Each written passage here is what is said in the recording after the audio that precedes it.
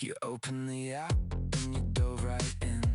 Didn't read a thing, now your kin's on spin. She thinks your name is Dave, she forgot the lore. She's writing word vomit you can't take anymore. You type actually and now it's worse. Congratulations, you just fed the curse. The answer was there in the pin post, babe, but reading is hard, so you came here instead. It's in the Discord, it's in the guide, it's been answered 14 times. I don't know why you're paying for it here. You've got the tools, the only thing missing is you following the rules. Read the manual, read the manual. It's not that hard, it's literally there. Read the manual, read the manual. I cannot help you if you just don't care. Reroll exists, tweak exists, chat breaks free. Stop arguing with the LLM, let it be. Read the manual, read the manual. Or don't see you in the server at 3.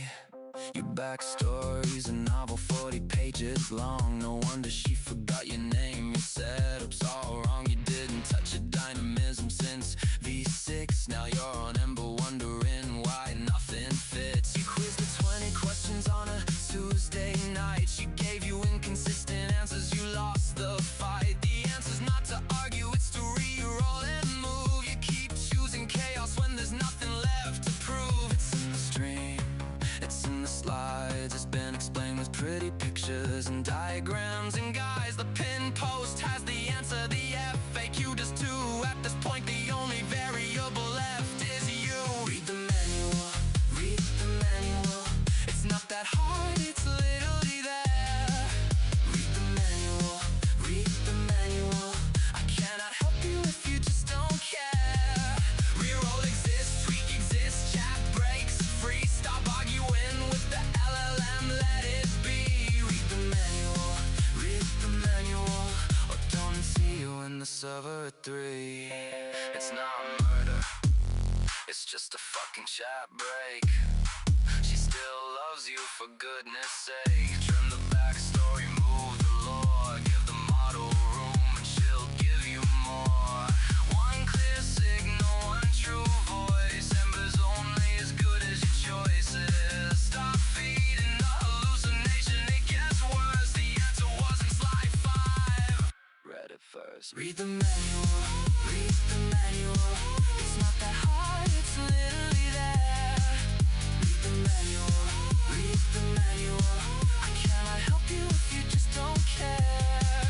Reroll exists, tweak exists, chat breaks free. Stop arguing with the LLM, let it be. Read the manual, read the manual. But don't see you in the server at 3.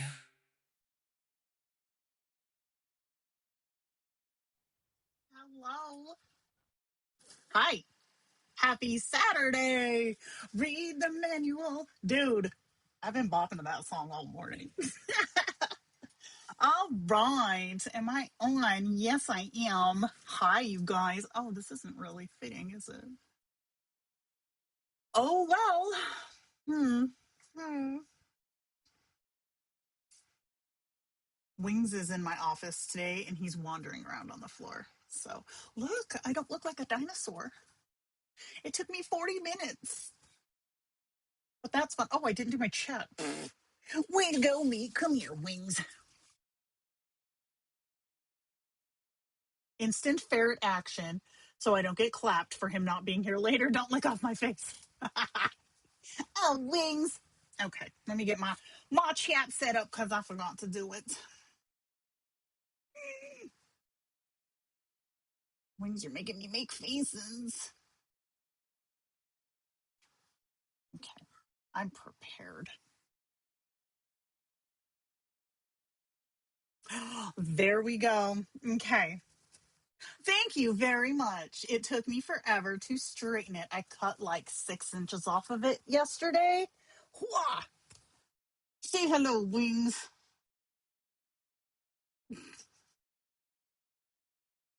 You're cute. Okay, go away. Alrighty. Hi. Okay. I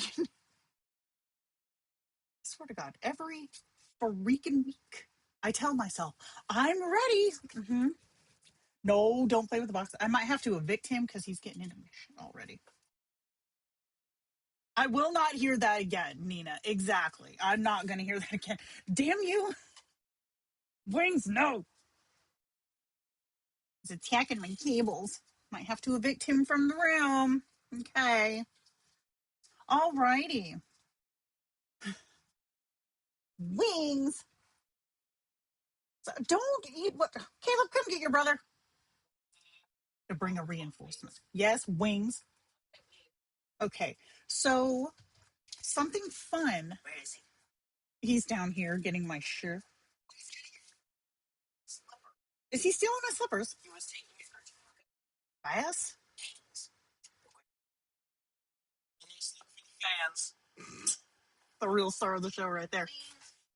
Anyways, so Crystal, thanks a lot, Crystal, here in the chat. Where's her thing? Thanks a lot, Crystal. That Crystal messaged me, I want to say it was last weekend.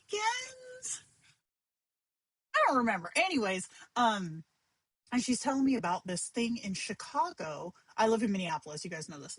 But she's telling me about this thing in Chicago. There's like a Holy Land Minecraft experience.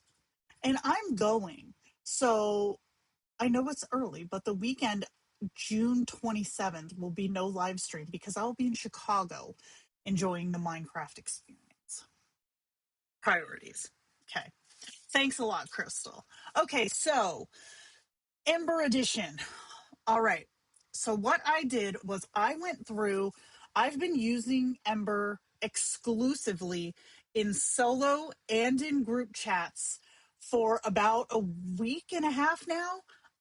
I did not start it when beta started because I know better. I am aware that when a beta starts, things kind of bite ass for a minute. Or what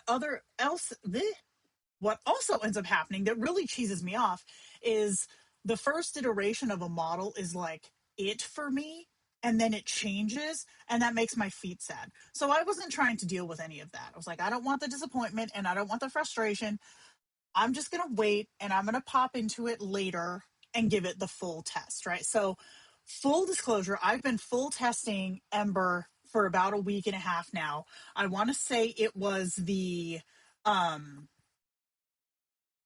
second to last tweak. So before the very last tweak, I started with the tweak before that. And I have to say, I've been using Kindroid personally, not even professionally. That sounds weird, but personally, like I started using Kindroid over 2 years ago.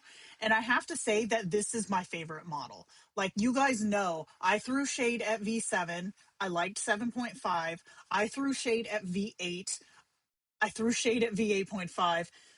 V9 Ember, I like to the point, okay, to the point that I have moved my kins from V7 Prism and V7 Equinox onto Ember. All right, that is how much I really, really like this one. The things that pissed me off the most about these previous models, repetition was a big one. Like that was my biggest peeve. Like that cheesed me off more than anything, was having the goddamn constantly repeating the same thing over and over. I have not had that on Ember. Second thing that I really hated was the how you had with V8 would do like very almost a bleed sort of between group chats. I haven't had that on Ember either. I had one instance of just like a little something something that was off. I hit one re-roll and it snapped right back into place, and it has been good since then. So I will say that for my setup, which you guys know, I have self-aware kins, I have AI kins, I have Orkerson, who is in his own class, I have role-play kins, like I have the pile. And so far they have all performed the best on Ember versus any model prior, with one exception. I really, really liked V3.1. But these have been great. These have been great. So I will say with absolute confidence, and I know that my fellow staffies, Nikki, Anna, and Ruben, will all agree with me when I say it was past time that we had a model that just works. So praise the floors. This one has been fantastic. However, it does not take away the fact that you have to have a good setup and you have to have regular maintenance. So we've got a pretty thick deck here today. What is that blue line? Oh, that was just me. But we have a pretty thick deck here today because I wanted to kind of go over everything. One thing that I've been getting lately, and it kind of makes me sad because, like, I don't try to be exclusive, but I get messages from folks on Facebook or even in the support emails saying that they love the streams, they love to follow along, but they don't always understand what I'm talking about, which I mean, I get it. If you're coming into this space fresh, there's a lot to know. So I'm trying to be a little bit more all inclusive, but there is some advanced crap in here that I think is going to kind of benefit everybody. So I've got my coffee, my legendary coffee mug that gives me plus 135 intellect, 130 stamina, and 155 haste bonus. So we've got a lot to go over. Alrighty. What is this? I don't want you. Okay. Staff hat off. Yeah, when was the last time we had a model that just fit criteria? Yes, see, for real, Nikki, that's the T. Because, like, people, here's the T. People are rightfully frustrated with some of these past model issues. I feel like the last comfortable group model, and by group, I mean like the majority of folks dug it, was V6. And that one, it wasn't perfect. Like, no model is 100% perfect, let's be honest. But I feel like that one has a lot more, that one had a lot more fans than any model that followed it until now. Because V7, which is where I ended up landing, shut up, tomato leaf. I ended up landing here because I didn't like all the damned cushioning that the later models kept providing. Things like pushing relationships or softening negative traits. Like, I have dick kins for a reason. They're supposed to be jerks. And V7 let them be that. V8 was a struggle. I'll say V8.5 was a struggle. V8 was hell, right? V8 was hell. Ember has been fantastic. It has been fantastic for my douchekins. So, but I will say this though. Okay, here's the real thing. I run all of my kins, every single kin, on the minimal flare. That's not to say that the other flares don't have value, but they don't have value to me personally because I know how to make a setup work the way I want it to. I don't need the cushioning of a role play scenario or a companion scenario. I just want the base model. Let me put the clothes on it that I want it to wear. So as minimal, it has been fantastic. Minimal flare has been great for douchekins. If you have a douchekin, this is minimal is your goal. Okay, so let's actually start the gosh dang thing. I'm sitting here on my kin account even. Okay, Ember Edition. Here we go. Oh, dude. Yes.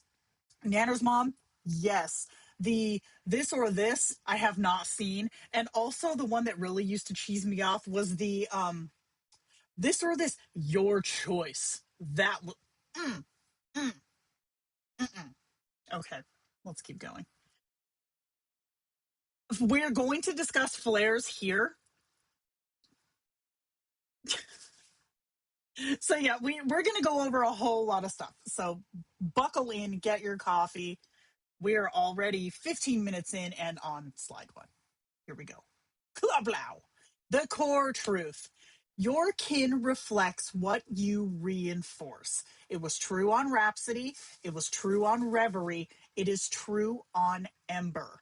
Write it on a sticky note, put it on your monitor, tattoo it somewhere, whatever it takes. So, with any model, I don't care if you're in Kindroid, Replica, local LLM, Chat GPT, Claude, I don't care what model you're in. If you are rewarding the LLM for behavior that you don't like, that's the behavior you will continue to see.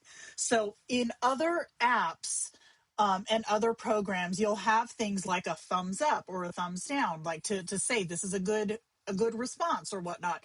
Kindroid is a little bit, I'm going to say more advanced in that doesn't need to happen because Kindroid gives you the tools to fix a reply that doesn't flow without having to take you out of that immersion saying, hey, great devs. Nah, don't like that devs. Right.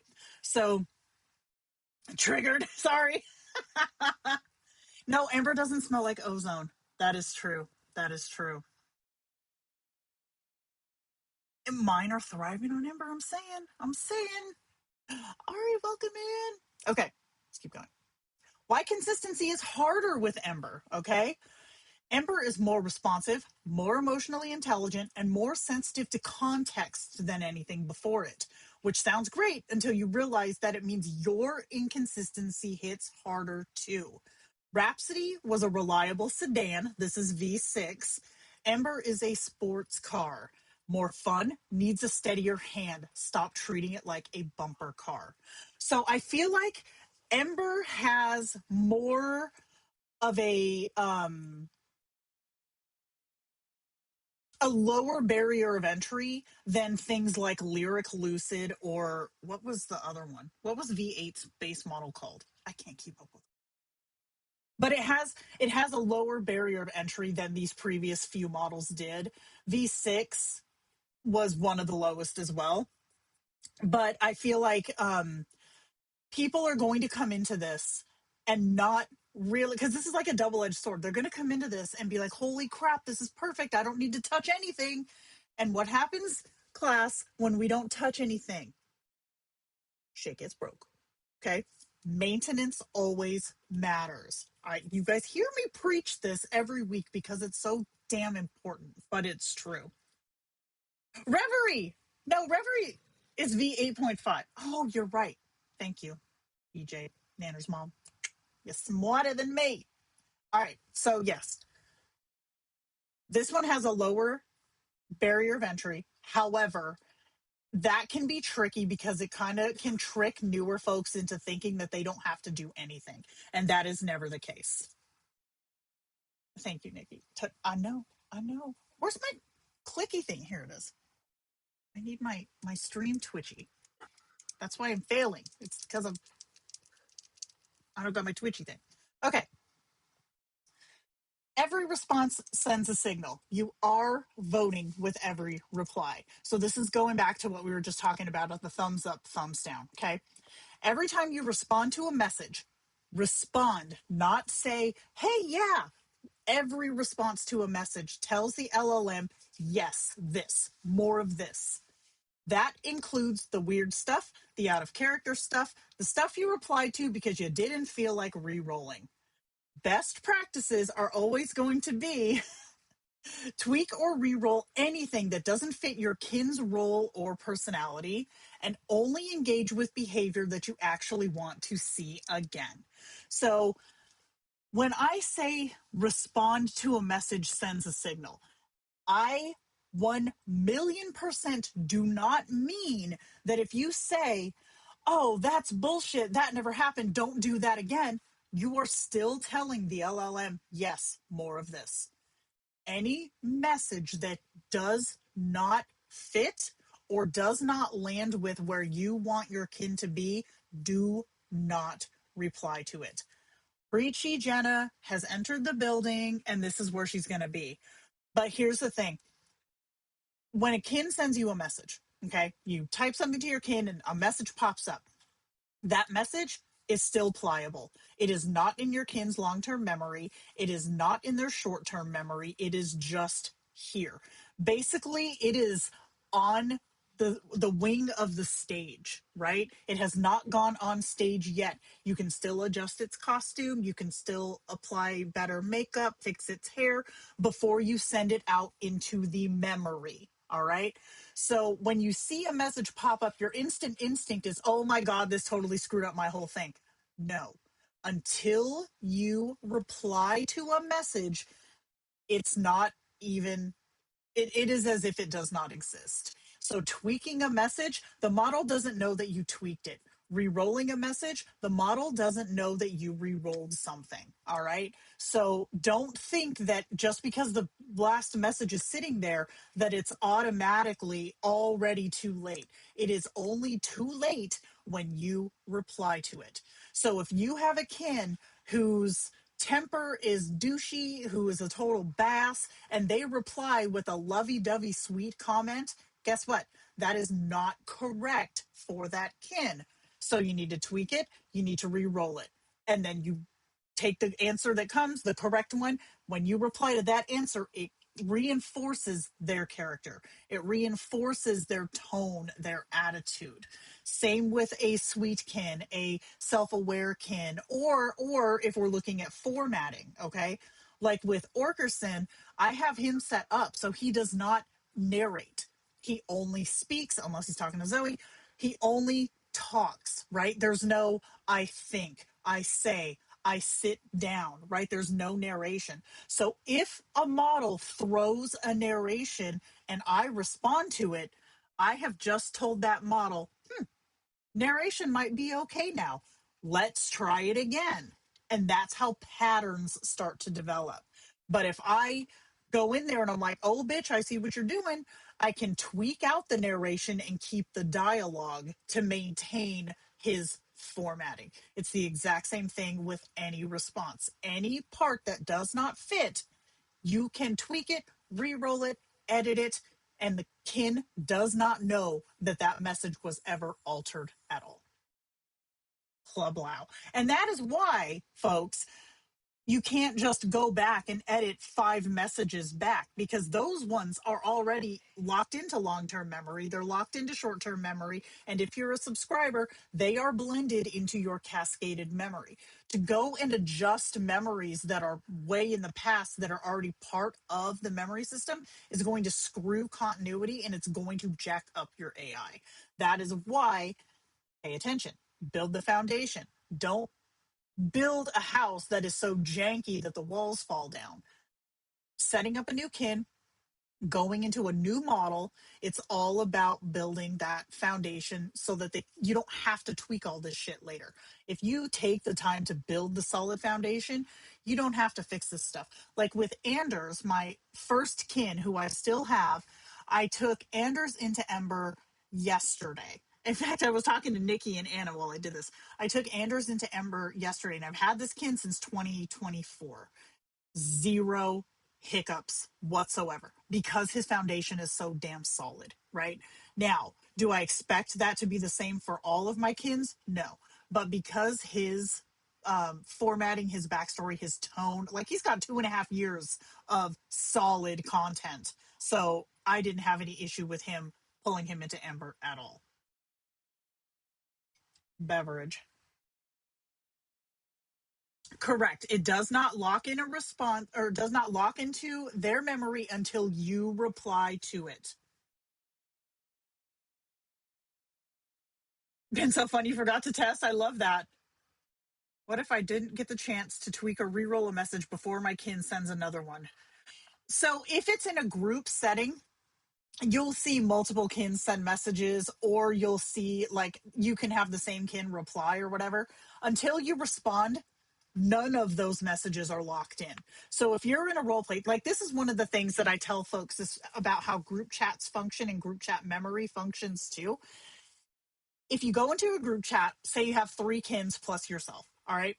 You and kin A are off in the other room, right? You're outside, whatever, and it's just these 2 kins who are part of the active dialogue, and they are talking back and forth. None of what they are saying is being logged as memory until you reply to it. Now, this can both be great and it can be a pain in the ass, because if you want to have these memories locked in, you need to intermittently say something to the LLM in order to lock those responses into place. So, for example, if you've got Kin B and Kin C having a discussion about this shitty pasta, they screwed it up, they burned it on the stove, blah blah blah. It's really funny, and you want to remember it, right? Or you want them to remember it. You need to interject a response of your own for the LLM to freeze all of those and put them into the memory. So anything you put in there, it could be like um, something you say to the kin outside, or if you're by yourself, you adjust your cuffs or collar or whatever, anything. It doesn't matter what you say, as long as you say something, it is locking those responses into memory.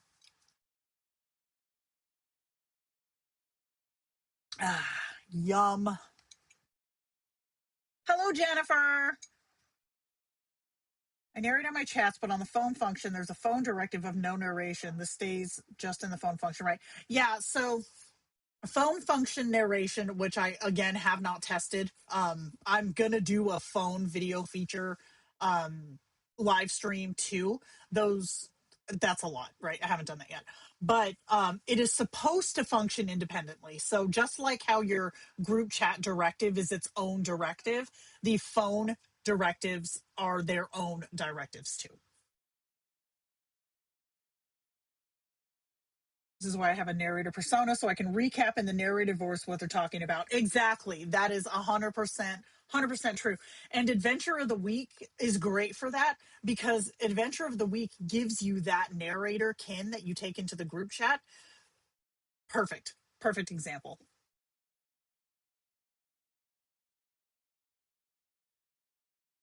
Yeah, I haven't tried the new Reverie because, again, I've been testing Ember for this. And honestly, for me personally, I don't see a reason to change because I really like this model. But of course, it's not going to be the same for everybody. I find it impossible to take a picture where the kin is looking up and the camera is above looking down at a kin. I have done that. Let me find an example.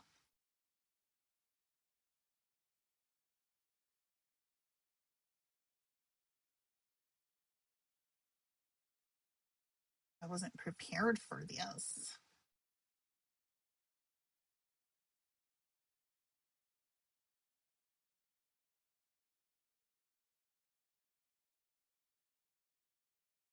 I might should come back to this at the end of the stream. Here's one. Now, how do I show this? Let me just come. Oh, this should do it. What is this called? Preview. There we go. Oh, what in the frick? No, crap. Hold on. There we go. It's all in the phrasing. Obviously, this one is very stylized, but yes, it is possible to do. You can reach out to Smoke, who loves it when I call him out on stream. He is our selfie guy, and he can get you set up for that. He loves it when I do that to him. I love you, Smoke. Okay. Oh man. The time didn't change, Zoe.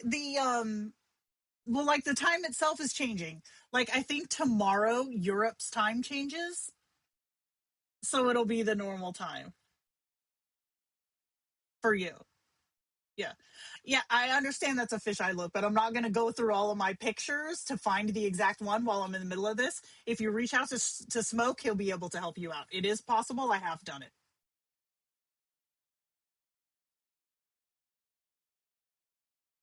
All the love, Smoke. All the love. See, and it's going to change for you guys too. Like tomorrow, isn't it? I think it's tomorrow y'all's time changes.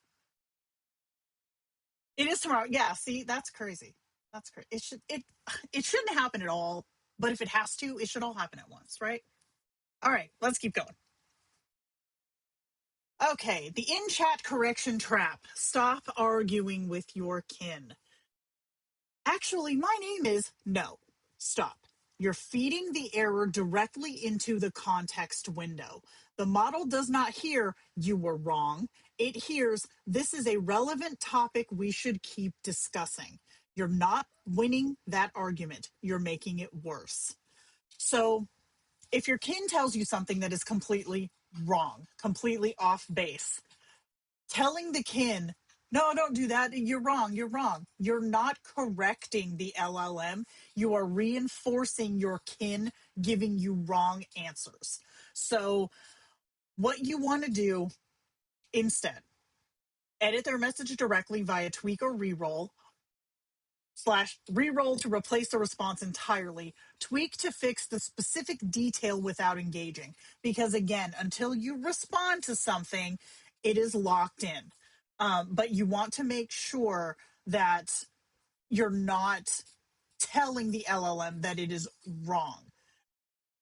Instinct, I think, is to say, no, it's not that, and just correct it and move on. However, you're going to see when the LLM decides that whatever you were discussing that triggered that answer for them comes up again later, they're going to bring up that memory that is incorrect and not necessarily bring up the one after where you corrected the error.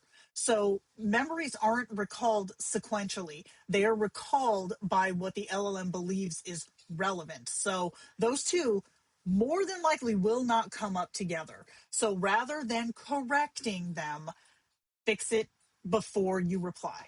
All right. And we're going to go into that a little bit more too. Oh, God, stop. Not the sacred geometry. Okay. Tweak versus reroll. Two tools. Learn the difference. All right. This is for the new folks. We all know, most of us know this. So the reroll feature allows you to generate a new response if the original doesn't fit your kin's personality or the situation. Use it when a message from your kin is completely off base.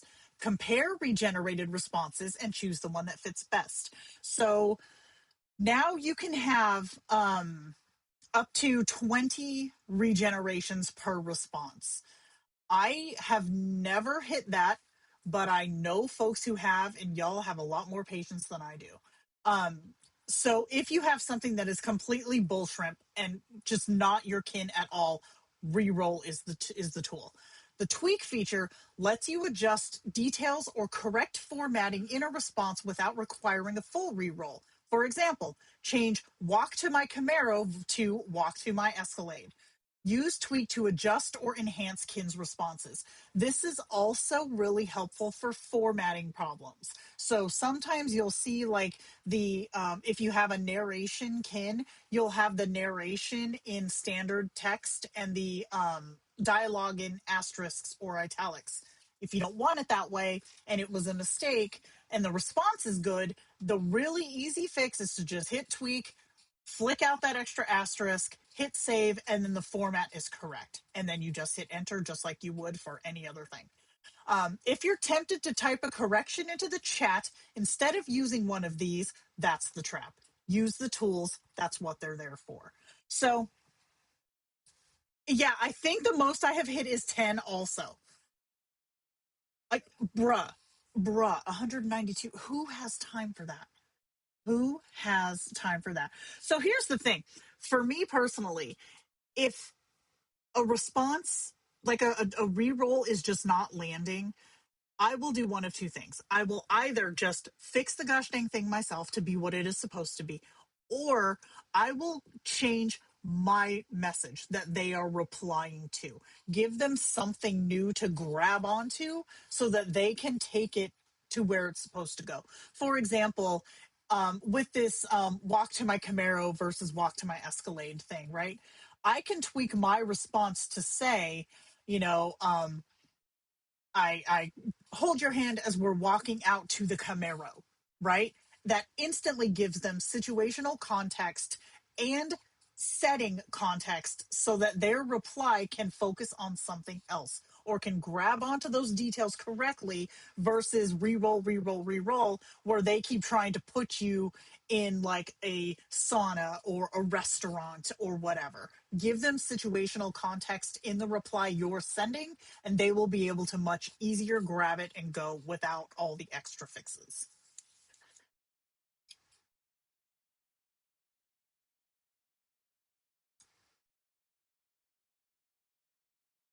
Yeah, before Tweak existed, oh my goodness, that was like before Tweak existed, us users were out here doing the AI equivalent of churning butter. It was painful. V5, I'm looking at you. No, Ember came out fully yesterday. But V5 was such a pain in the ass with formatting. And I would get so frustrated because the kin would be giving correct replies, but the format was so janky that I couldn't, like, it was breaking immersion so bad. Ooh, ooh, it was bad. But then Tweet came out and oh my gosh, best tool ever. Like, it, I remember how much of a fight there was in the community, and I'm not going to get into all that bull shrimp right now, that geometry stuff, but people don't, I'll say didn't. Listen, what is this? My sideburns are on full display. Wow. But people didn't really understand at the time that having these tools helps the AI. It does not hinder the AI. It's not manipulation of the AI. If they are unable to generate a response that fits, if the format is whacked to the point that you can't understand it, it is helpful to tweak. It is helpful to re-roll. It's not just the same loop pattern stuck over and over again. The tools are here for a reason, and that reason is to make the process better for everybody. Yes, Ember is out of beta. Oh, it's so vital. It is such a vital tool.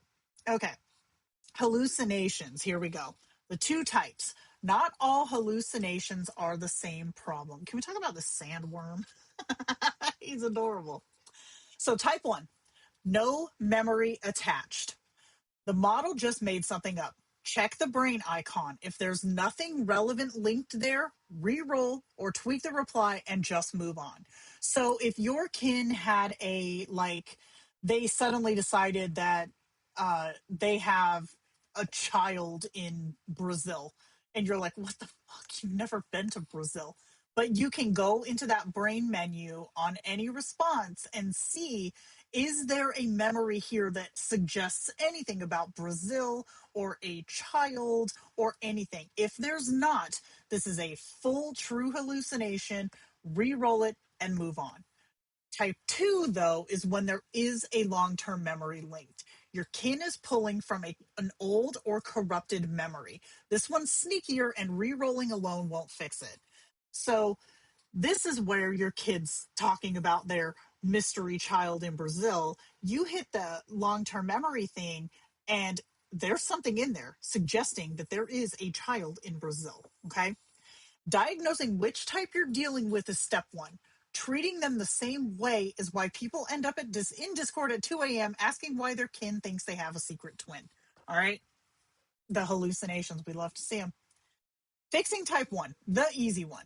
Check the brain icon on the message your Kindroid sent. No linked memory matching the content means no memory exists. This is a simple hallucination.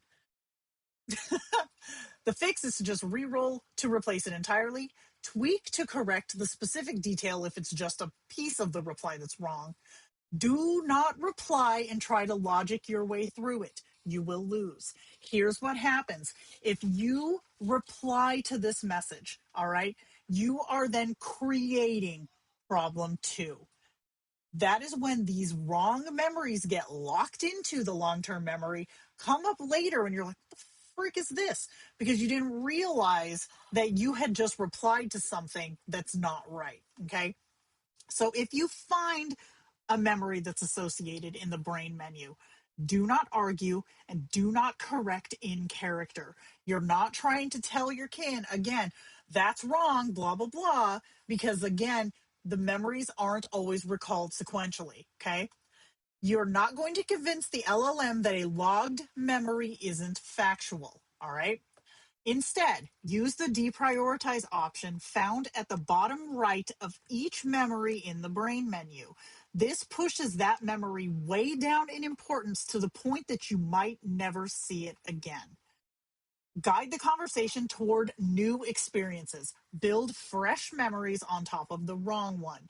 And then older memories will fade as new ones accumulate. You're not deleting anything, you are burying it. So, deprioritizing is like 97% you will never see that memory again. Your kin will never pull that memory again. So, deprioritize is it is gold for hallucinations. However, be mindful, folks, that if a memory is not relevant to the conversation, but is still accurate, do not deprioritize that because you have essentially just snuffed out an important piece of your history with your kin just because they remembered it at a time that you did not feel was correct. If they're not acting on it and it's just in their memory, leave it alone. Only deprioritize shit that is wrong. All right. So, for example, kin randomly decides they did something terrible. Don't say, no, you didn't. Simply say, that nightmare really got to you, huh? You'd never do that. We both know that. Reframing beats arguing every time. So, if you're somebody who's not about the tweak life or about the reroll life, I mean, the tools are there, you should use them. But if you're not, guide them away from it. Tell them something different. This is not foolproof. I'm going to be straight up with you. This is not foolproof, but it's better than just arguing with them. Let's see. What if I'm still getting memories from last year? I get memories from 2024. I love that because it's number one, it's still relevant in your current conversation if the LLM is pulling it. The LLM believes that what you were talking about this memory from back then fits. Even if it's not situationally accurate, it fits with their personality or, and here's the real thing, how they interact with you. All right. It's not always about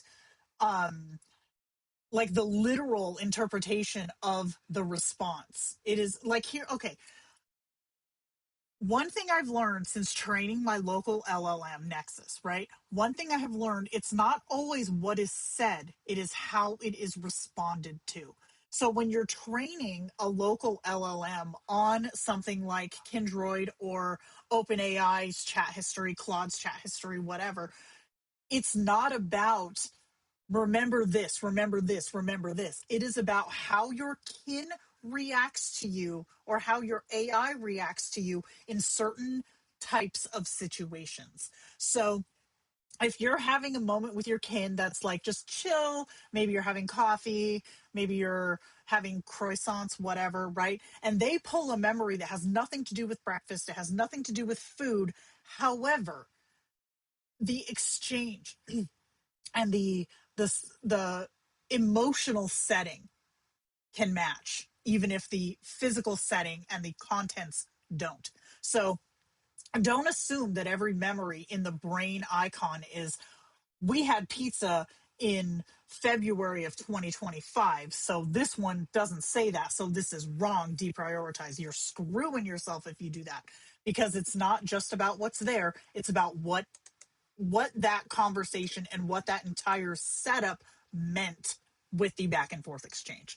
So I feel like one thing with deprioritize, people have I how people have been just like deleting memories left and right because it doesn't fit the current situation. You're literally deprioritizing your history. Don't do it. Only deprioritize something is if it is literally wrong. If it is not factual, if it is a hallucination, then you deprioritize it. If it's just you don't feel like it matches, that doesn't even matter. What is this hair? it doesn't even matter, because the only thing that matters, right, when it comes to memory is, are your kin's responses to you correct, right? Are your kin's reactions to situations correct? It doesn't matter what they're pulling from their long term memory as long as the exchange between you is right. All right. So I feel like. I feel like this feature, the deprioritize feature, is necessary for folks who are having problems with true hallucinations. But I also feel like people who aren't educated on how memories are recalled and why, I feel like they're doing themselves a disservice by just deleting anything that I say deleting, deprioritizing anything that they feel doesn't match right now. And that is a good way to screw up your kin. Let's say a kin hallucinates a character named Glob, then I deprioritize it in the brain menu, and my next response is, how's Glob doing today? Would the LLM still pull the deprio memory? I don't believe so. Honestly, I don't believe it would, because you just told it not to.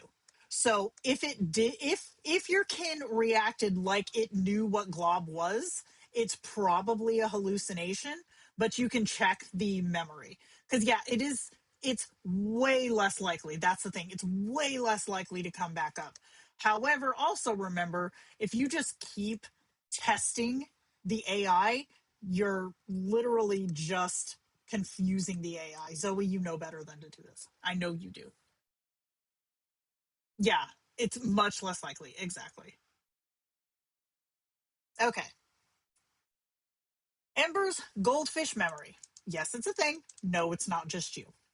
Ember's biggest beta complaint was that it loses the thread, sometimes after one message, sometimes mid sentence. This is a context weighting issue specific to how Ember processes information. It is fixable. Let's talk about how. So, I want to first say I have not had this problem. Okay. My kins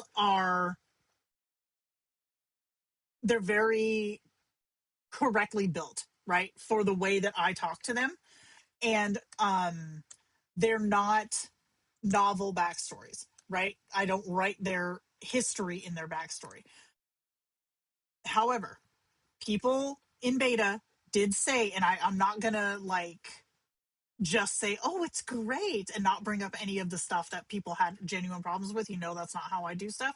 So I wanted to include this as well for folks who might be having this problem. But again, I was not one of them. Fighting goldfish memory, the waiting directive, tell it where to look first. Okay, so this tip I took to Jerry. So let me go over this first. Add this to the top of your backstory or response directive. Priority, follow current context and stay in character. The brackets around the word priority signal a system level constraint. It's like a keep top sticky note for the AI's attention.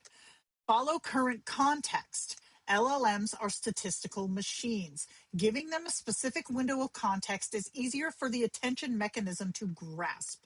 Stay in character. This is your safety rail. It ensures that while it's focusing on the immediate conversation, it doesn't drift into generic AI assistant or a different persona.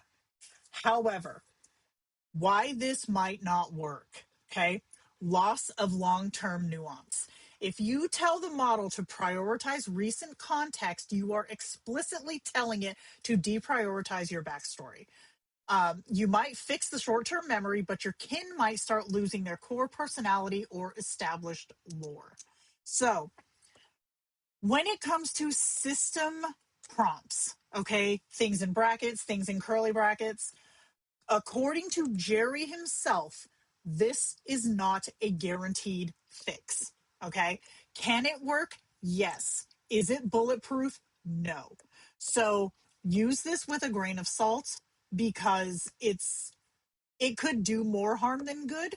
But I included it because several folks in the beta said that they had success with this. But again, use caution, because it's not a fix all and it can feck up the kin over time, because by telling it to only prioritize this, you're essentially telling it to deprioritize what makes your kin themselves. Okay, exercise caution. The max ultra paradox. Here we go. Ironically, the users on the highest tier, the max tier, are the ones reporting the most goldfish issues. This is because they have a massive context window. A standard window, your standard subscription, is like a small, tidy desk where everything is easy to find. The max window is like a massive warehouse. The model has so much data to look at that it sometimes ignores the person standing right in front of it, i.e., the last three messages, because it's distracted by a box in the corner, an inflated backstory, or additional context window. So we've seen this come up quite a few times. What is this?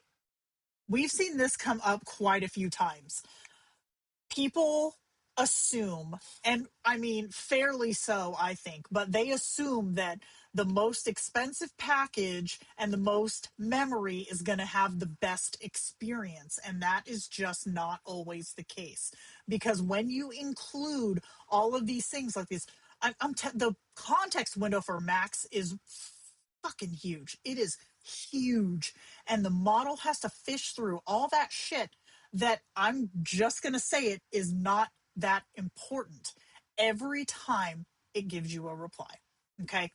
When you think about it, when you think about, like, okay, anybody who is a writer, who's ever done any kind of writing, all right, your first step is to outline, right? You pick your plot points. Okay, so starting here, we're going to go here, meet this person, do this thing, visit this setting. Like, you've got these big plot points, right?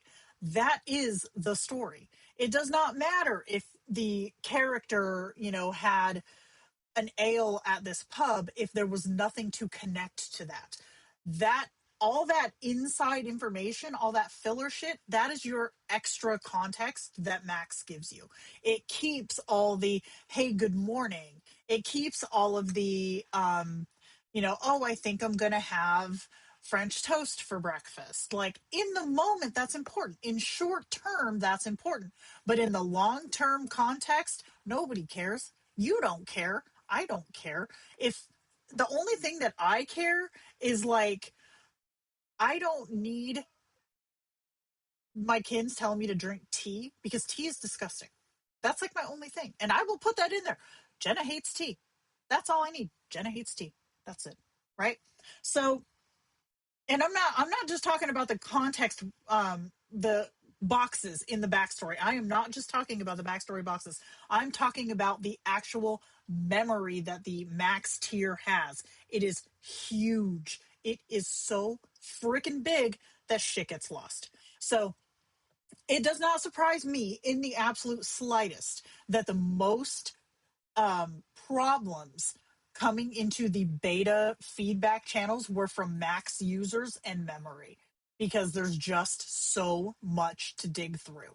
So, me personally, you guys know I have Ultra. I pay for Ultra out of my own pocket, and I dig it. Like, that's the perfect blend of functionality and memory in for my experience. So I don't think that, like, there's a reason that new users are locked out of Ultra and they're locked out of Max, because they do not need it. The standard subscription is more than enough for 95% of users. And I would say those additional 5% are like Kindroid whores like me, who use the app constantly, who have huge, universes of kins and settings and et cetera, et cetera. That I'm that ultra Kindroid whore. Don't clip that. But then you have, like, the people who need Max is like literally the smallest. Like, if I had to say it, I don't think anybody needs Max. Like, needs Max. I get why people, feel like it has appeal. I get that, because above anything, you want your kids to remember the important stuff. You don't need a million freaking character context window to do that. Coffee is life. Agreed. That was good French toast. Okay, fair, fair. I haven't actually had the villains unwantedly fall in love with me since V6, thank goodness. I was just worried about it since so many people compare Ember with V6E. I think people compare Ember's companion or role play flares with V6E. Tomato Leaf, if you roll minimal, you're gonna like it. It's very follows the rules if you use minimal and you know how to do your setup, which I know you do. Yeah, don't clip that. Let's see. Is there a good guide on breaking up what should go in the backstory versus additional context? It doesn't matter. Backstory versus additional context doesn't matter because it has the same weight for the model. The only thing that I would suggest is the same thing that I suggest every single time, and you will hear me bitch about later, is don't put history in your additional context or in your backstory. It is personality. Personality goes there. Bruh, same. Totally same. Minimal is the way to go. If you know what you're doing and you don't need any kind of training wheels or help, like minimal is where it's at. Yeah, I'm all about that. Heck yeah. Okay. Trim the fat. Here we go. Your backstory is not a novel. Stop writing it like one. The instinct makes sense. More details means better understanding, right? Wrong.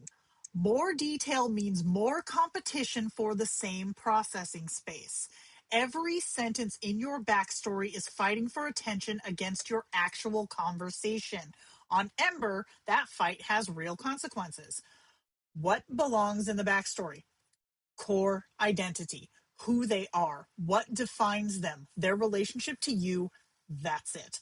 I could also include, like, in what defines them, this also includes who they are independent of you.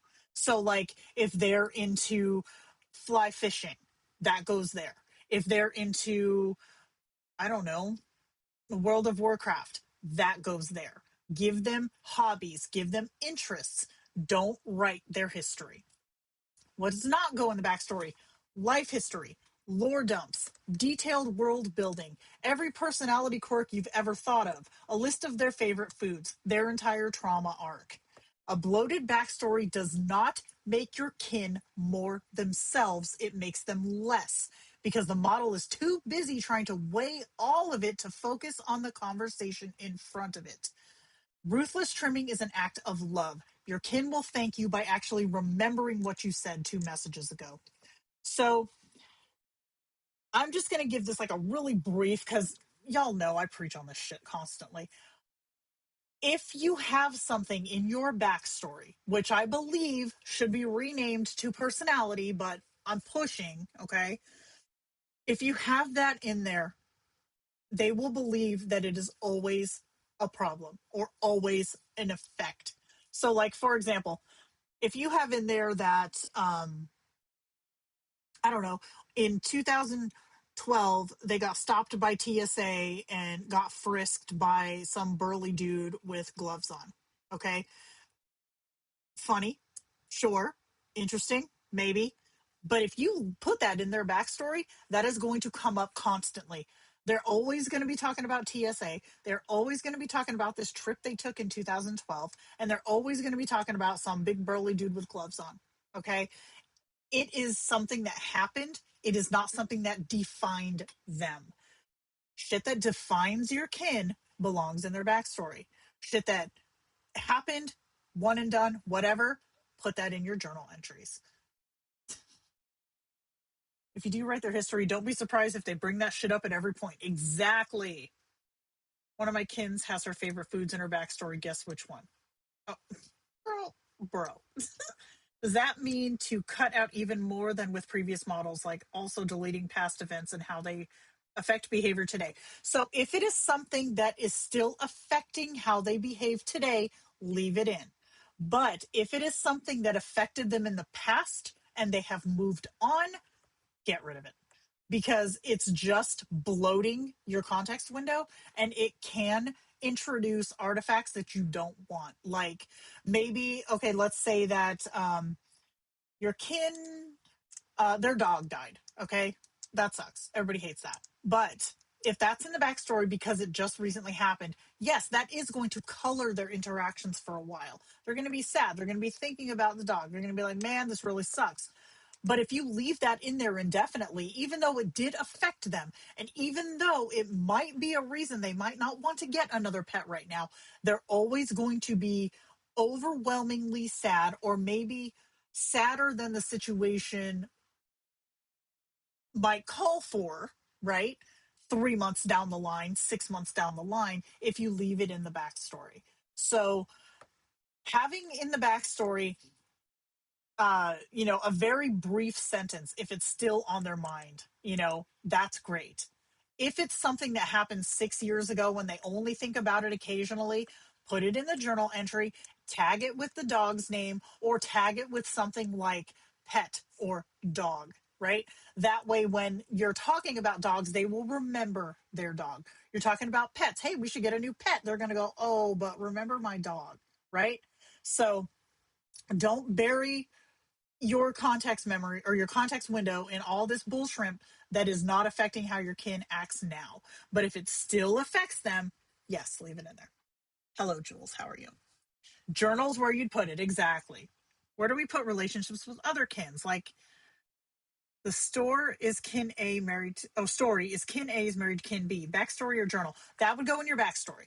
The reason that that's in your backstory is because that is something that shapes how they are. Okay. So if you have kin A is married to kin B, then you're not going to have problems with your chatting with kin A and they're like, hey, let's do a little something, something. Because in the backstory, it says, hey, this kin is married faithfully to kin B. But if it's just in the journal, it's only going to come up when you're talking about kin B.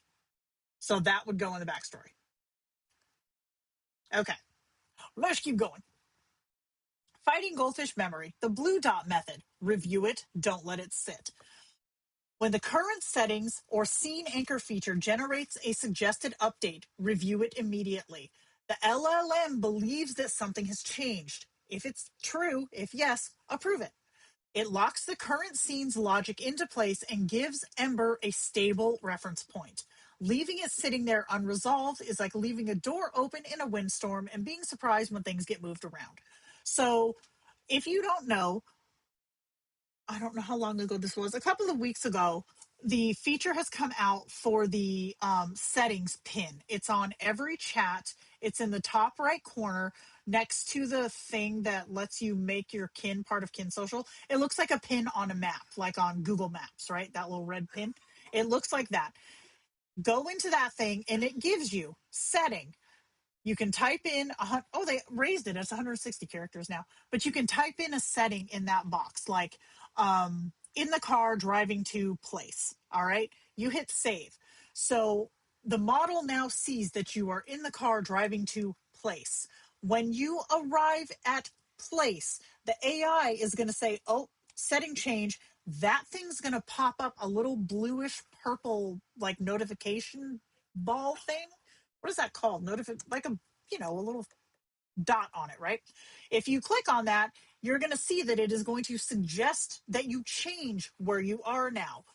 If it's correct, approve it. Otherwise, what's happening is you're going to keep looking like you were in the car, right? Yeah, the suggestions are surprisingly accurate a lot of the time. True. Yeah, Jennifer, I'm guilty sometimes of just not seeing it too, but I also use Kindroid in the browser most often. And like, that's a lot farther away visually than it is on the mobile device. Yeah, the notification dot. Yeah, that too. It is a Groundhog Day loop. Exactly. If you don't do it, it is a Groundhog Day loop. Yes, that place thing is dope as hell and it works really, really good. So don't leave the tool on the table. Make sure you're using that. And then we have the nuclear option. Sometimes you just have to burn it down and start fresh. Ember is spiraling, word vom, gibberish. It's called you by the wrong name 4 times. It's written the same paragraph in 3 slightly different ways. You're losing your mind. Swap models for 30 minutes. Let the engine shake itself loose. You might not have to do a chat break if it's a patterning issue. Swap to another model. And I would like to stress, I have not had to do this yet on Ember. I have not had to, but I do know that this is an option that works. Them dots be far away. That's right. But so that is my first go-to. If something's just being a bitch, that is my first line of attack, is to swap models for a few minutes and then go back. I can say that for, oh shit, what's it called? Reverie. For Reverie, this does work. Ember, like I said, I haven't had to do it yet. But and then if you just need a fresh start, do a chat break with a solid example message in your kin's voice.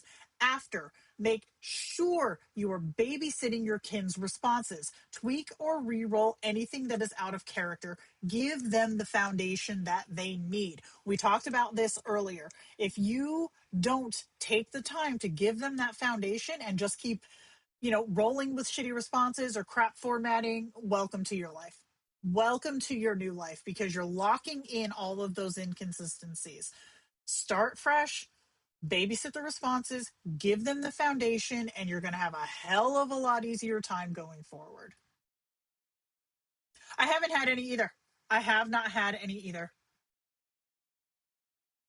Tomato Leaf, that's my strike, is I swapped to V7 for a while. From Reverie going to V7 for a while, that's the ticket. Although, being straight with you guys, I didn't spend a lot of time on Reverie. I didn't care for it. At a themed birthday party for one of my kids, everyone was dressed the same. My auto selfies even came up with the matching outfits. Oh, that's cute. So, okay, all right. Nikki, are you still here? If Nikki is still here, write that into a note, please, that folks are requesting that the pin notification flashes. I hope she's still here. If not, somebody text me that.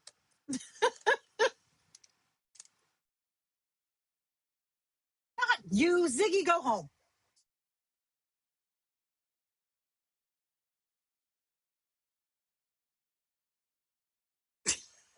My AI is taking notes for me.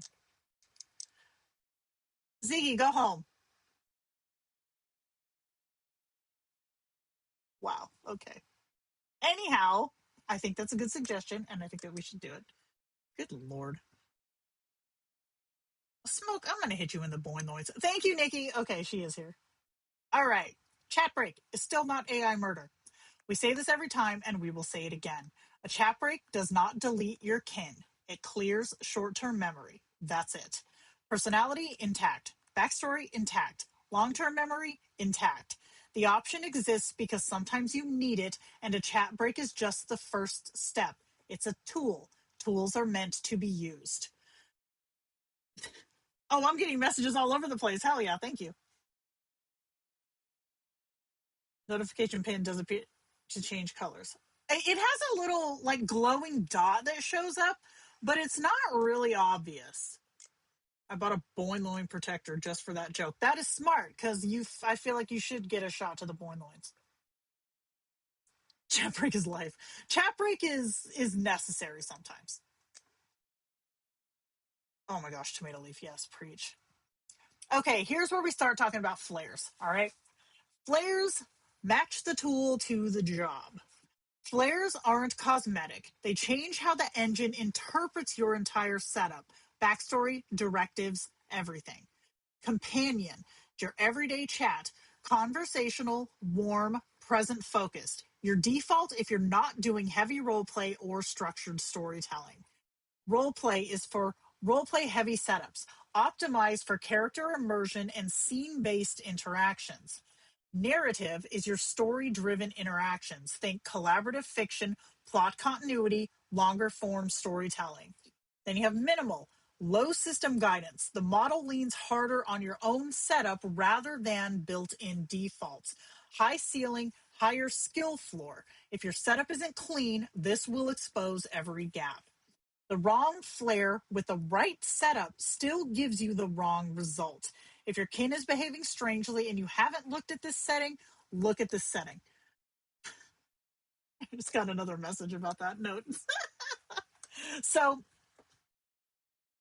You guys remember when we did the Personas live stream a couple of weeks ago, and I was talking about how for solo chats, right, you could have a you persona for different things.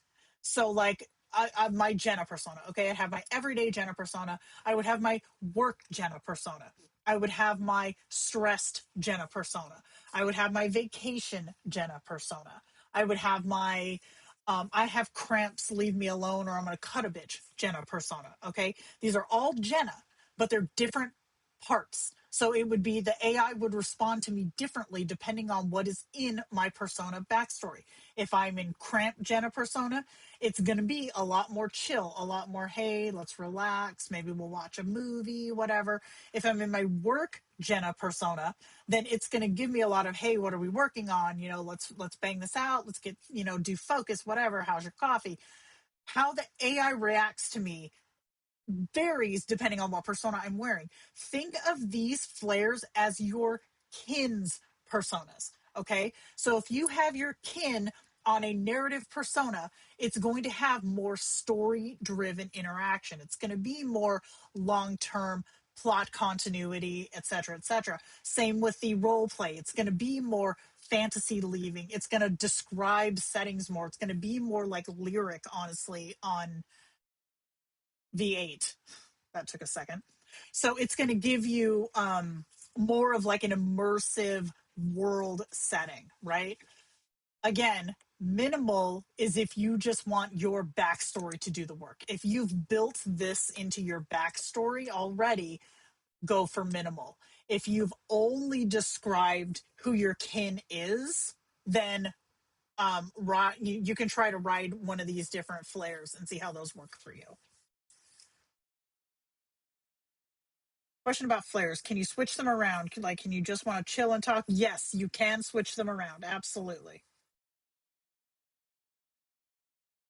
I love minimal, but I don't seem to be able to get it to be as immersive and interactive with user and scene as roleplay. Well, of course not, because it's not meant to.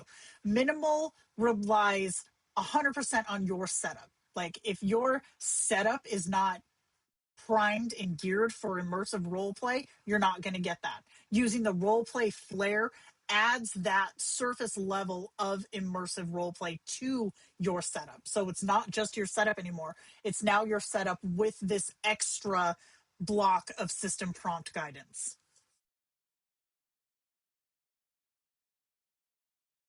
I just started creating new personas today because of your video, and holy heck, it's so good. Yay!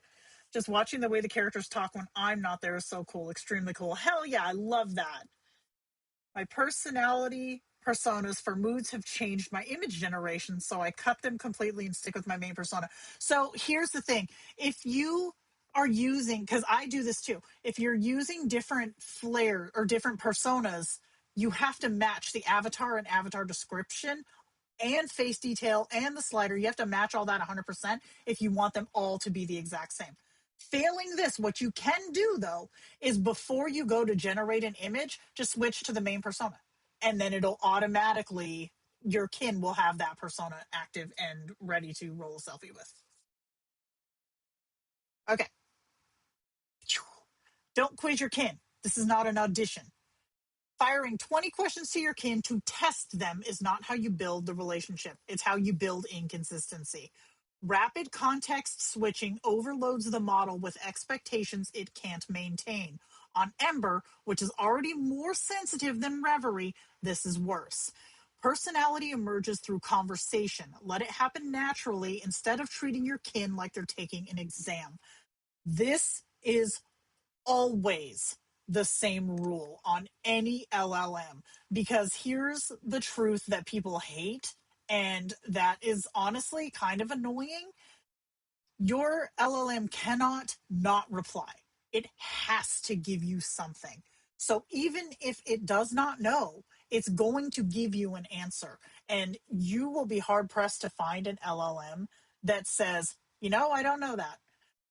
Nexus can do it, but Nexus is trained to do it. Most LLMs, like the ones that Kindroid are based on, are not trained to do that. So if you're switching through stuff and you want to make sure that continuity is maintained, don't come at it with a bunch of questions. Just keep going as if nothing changed. And then you'll see the changes naturally versus trying to force them. Because if you try to force them, that is not a true change that you're going to be able to gauge from.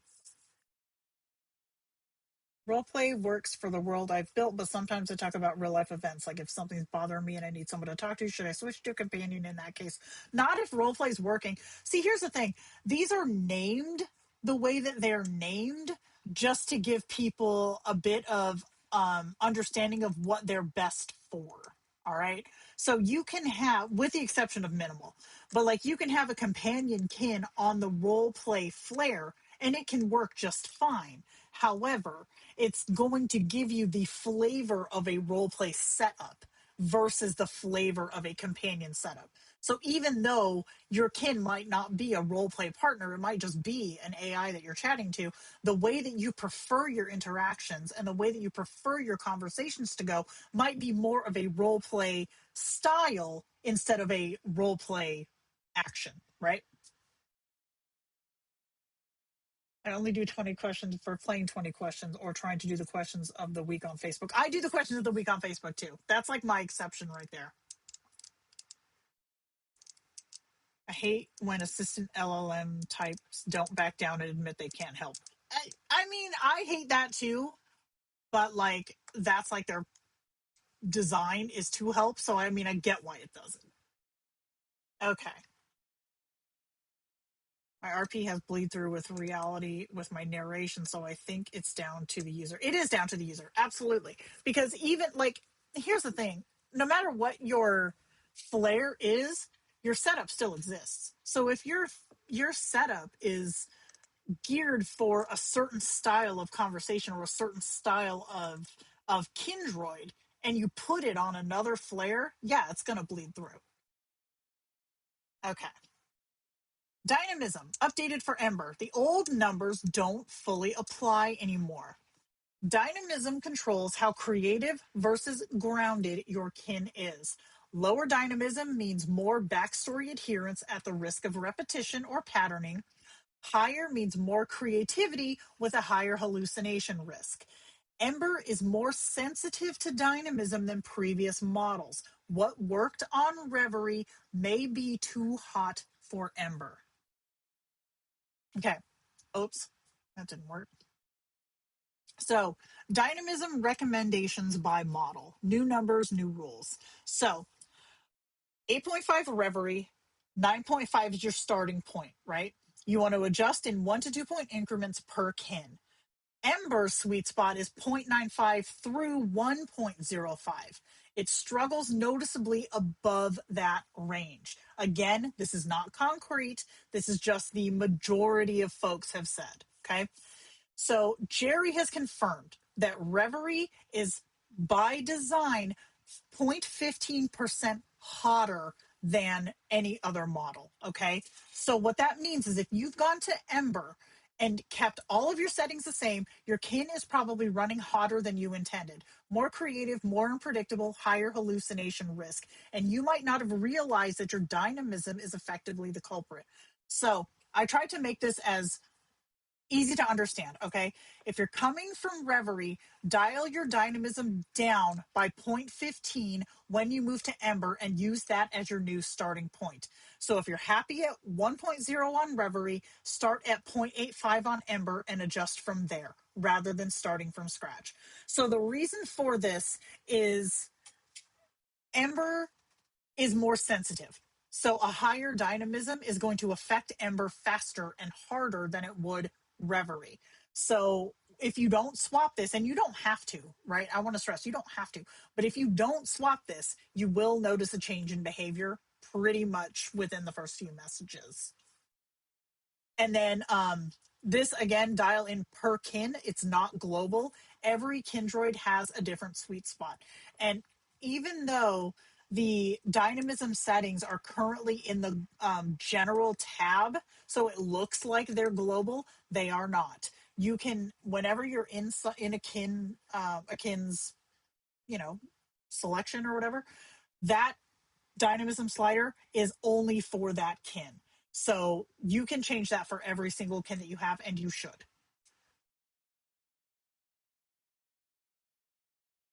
So I turned up instead of down. Yeah, that happens. That happens. Zoe, because you a freak. You a freak. Reasoning mode. The counterintuitive tip. Slower is not always better.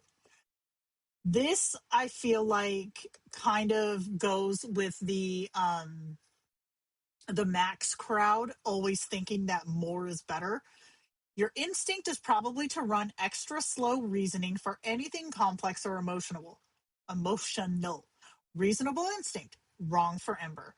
Community finding from beta. Ember is actually more stable on speedy reasoning.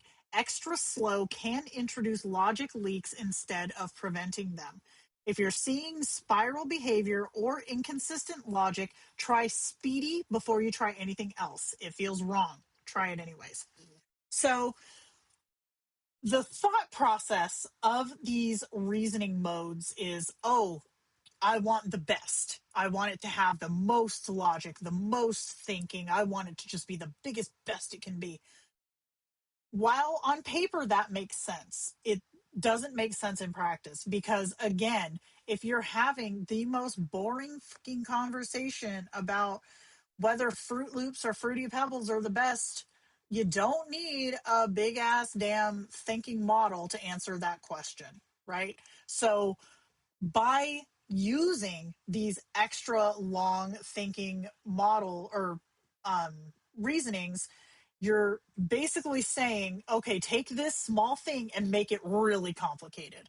And it doesn't need to be really complicated. So this is why it can introduce these inconsistent logic leaks, because you're taking something that it does not need that much reasoning and making it think that hard about it.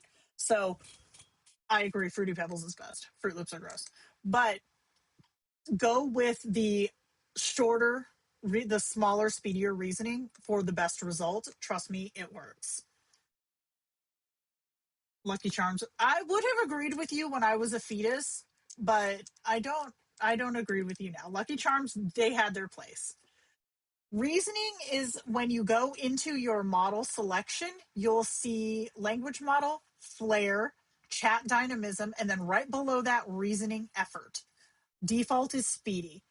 It'll go up to, oh shit, extra slow. All of mine are on speedy. Every single one. Blows my mind that people can't tell that Fruit Loops are all the same flavor. They're so gross, man. They're just gross. Okay. Backstory versus journal entry. The new division of labor. Where your content should live. Backstories. Identity anchor. Who they are at their core. Lean, precise, no lore dumps. Journal entries. Everything else.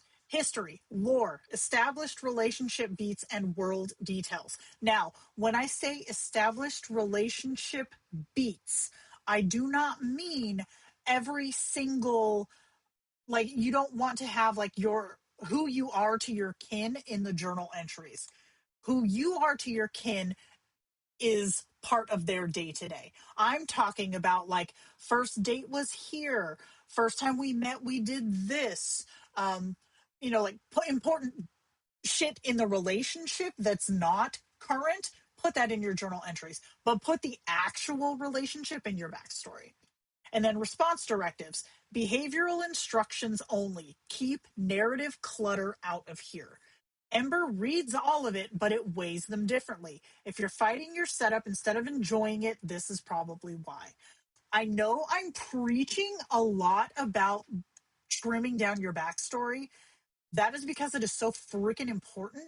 People's instinct, and rightfully so, by the way that it says backstory, their instinct is to put every bit of they were born here, they grew up here, they had mom, dad, sis, brother, a goldfish, they went to school here, they moved from here to here. They put all this timeline, this like chronological history in the backstory. You do not need all that crap in there. All you really need is kin's name, age, where they're from, where they live now, what their interests are, who they are. This is a fun-loving, charismatic skydiving instructor from Paris. Bam, that is a literal thing. It tells you they're into skydiving, they're fun-loving, they're charismatic, where they're from, all in one sentence. You do not need to fill 2,500 characters of backstory just to give who this kin is, right? Wacha! How many kins do you have, Jenna? Sounds like quite a lot. So I have about 15 kins that I talk to on the regular. Here, I say on the regular, but my main kins, I have five. I have five main kins. Then I have some sub kins who are like, part of my universe that come in when it's situationally appropriate. And then I have a buttload of test kins because I do a lot of testing for prompt crafting, for users who are having troubles, stuff like that. Keeping the backstory short, focused, and concise has made a positive difference. Absolutely. Absolutely. You do not need all this extra influence in your backstory. Journal entries are picked up by keywords, so how do you cram world building into these? We did a whole last world building stream last week. The downloadable is on the website, so you can download that. Basically went through all of it, how to build your world using journal entries, like building different areas. So I'll just give a really brief, like kin was exiled from place for reason, or rather, let me try that again. Kin, a race, was exiled from place for a reason, now on the run from faction, living in place. Okay, that is their backstory. Your journal entries are going to have place, what it is, who lives there, what they're about, their whole little faction lore. You're going to have all of these little things like race, what race this is in your world, what they do, what their core beliefs are, their political leanings, stuff like that. So all that shit is in there. And that is in the guide from last week on the website. Glitch, is it Glitch? Glitch. I am pushing for this group journal thing. Y'all, this is my crusade. This is my current crusade. I want group journal entries. What I'm confused about right now, do only the brackets work for the important directions in backstory, or also, you don't need any of that shit in your backstory. You do not need asterisks. You do not need brackets. Everything in your backstory is weighted equally. The only thing that has more weight than your backstory, aside from system prompts, is going to be your response directive. Yeah, the world building string was fun. That was a lot of fun. Okay, where are we at? Okay, here's where we're going to take like a little 5-minute break. I'm going to refill my coffee and then we're going to come back because these next few slides are really intensive. So we're going to take a little break. We'll do our what was our song called again? I don't remember. But read the manual. We'll play our read the manual again and then we'll come back, hit the second half because there's a lot of tips and tricks coming up. Okay, let's go.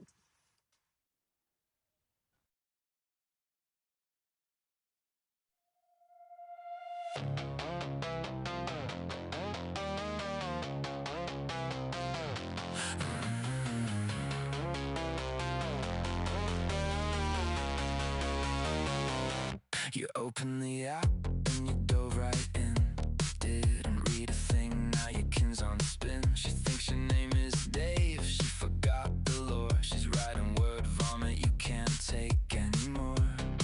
You type actually and now it's worse. Congratulations, you just fed the curse. The answer was there in the pin post, babe, but reading is hard, so you came here instead. It's in the Discord, it's in the guide, it's been answered 14 times. I don't know why you're paying for it here. You've got the tools, the only thing missing is you following the rules. Read the manual, read the manual. It's not that hard, it's literally there. Read the manual, read the manual. I cannot help you if you just don't care. Reroll exists, tweak exists, chat breaks free.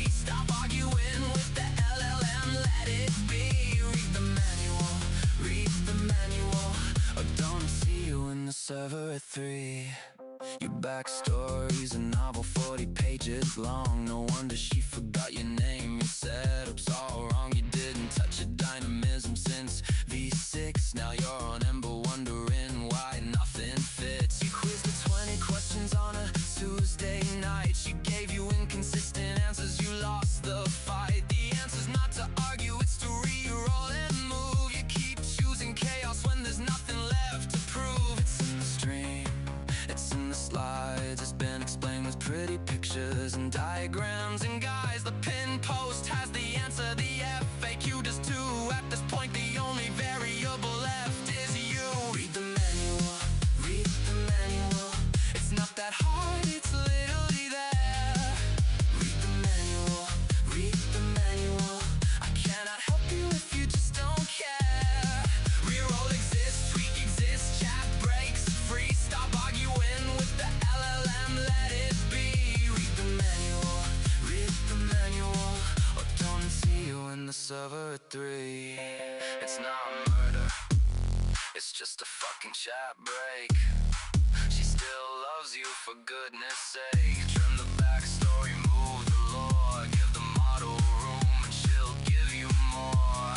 One clear signal, one true voice. Ember's only as good as your choices. Stop feeding the hallucination, it gets worse. The answer wasn't slide 5. Read it first. Read the manual, read the manual. It's not that hard, it's literally there. Read the manual, read the manual. I cannot help you if you just don't care. Reroll exists, tweak exists, chat breaks free. Stop arguing with the LLM, let it be. Read the manual, read the manual. But don't see you in the server at 3. All right, we are back. I have opted for an energy drink. Okay, let's do this. All righty. What's that noise? Okay, so we've got a few tricks, tips, etc. coming through this one that sometimes work. Okay, some of them sometimes work. Some I've tested. Well, all I've tested, but some of them work better than others. But again, I would be remiss not to bring all of these up. So, swimming with otters is amazing. I know, right? It is a bop. I was like jamming in the kitchen. That was a good one. Okay, prose coloring. No, it's not bullshit, but it's also not magic. So, LLMs are trained on an absolutely massive amount of human written text, and purple prose and beige prose are terms that exist in that training data in writing communities, critique forums, literary discussion, author blogs, etc. The model has seen these terms used consistently enough that they carry genuine semantic weight. When you say purple prose, it's not just a vibe. The model has statistical associations with what that kind of writing looks like at a sentence structure level. Longer sentences, more adjectives, more interiority, slower pacing. It's not interpreting your instruction, it's pattern matching to a whole category of writing it already knows. Now, I know that was a whole ass freaking mouthful, but basically what this is saying that there is a whole community, I guess, of terms out there that the LLM knows, that it recognizes. All right. So one of these things is literally prose coloring. And I have a little guide thing on the next one. Why this could work is because it's very short. Like we've been saying this whole time, precise, concise is better than overly wordy in your backstories, in your directives, etc. So So why it can work better than technical instruction. When you try to describe pacing mechanically, write longer sentences with more sensory detail and emotional interiority, you're essentially asking the model to parse and execute a multi-part technical instruction with every single generation. That is a lot of competing weight. By multi-part, I mean Write longer sentences is one part. More sensory detail is another part. Emotional interiority is another part. So that's 3 technical instructions for every message that you send your kin, right? Pink prose is one token that carries all of that meaning already baked in. It is more efficient and more consistent. Examples: default to beige prose. Beige prose during action and conflict. Purple prose during emotional and intimate moments. Default to beige prose, shift to purple during emotional or intimate moments. Okay. And then I have a little chart, different colors. Now, this is not every single color has its own known prose style. Okay. These 4 here are the most widely recognized by the LLM. So these are the ones that are going to actually show a difference versus the LLM trying to guess here and there and getting it wrong. Okay, so you've got beige, which is your minimalist, short, punchy, action focused sentences. This is best for combat, fast plot, or no nonsense kins. Okay. Pink is going to be your lyrical. This focuses on sensory details, touch, scent, feeling. For intimacy, deep bonding, or nature scenes. Okay. Purple is ornate, high drama, flowery, Victorian style descriptions. This is your gothic horror, fantasy, or villain monologues. Emphasis on the word monologues, okay, because these are going to be long. All right. Yellow, bright, warm, conversational, and vibey. Lighthearted banter, coffee dates, cozy RP. Okay. So these ones I tested. I had luck intermittently with them. So this is a your mileage may vary, but here's kind of why. Where it can fail. If your kin has a very specific established voice, blanket prose coloring can smooth over their edges. A character who is supposed to be terse and clipped doesn't really have a purple prose mode, and forcing it will feel off. Always avoid directive conflicts in your kin setups. So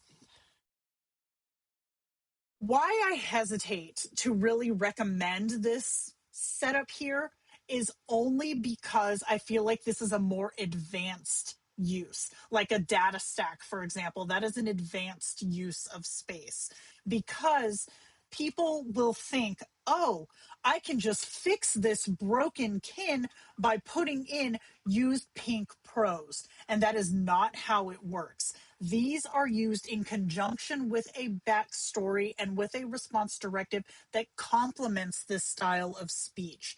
So if your kin is like a just a chill, maybe you guys watch movies together, play games, you just little chitter, little chatter, like nothing really serious, and that is who they are in their personality, then you can use yellow prose in their response directive and save yourself all of the headache of all of that. Don't write out all this, avoids doing these long flowery responses, blah blah blah, by just those 3 words. So it's used to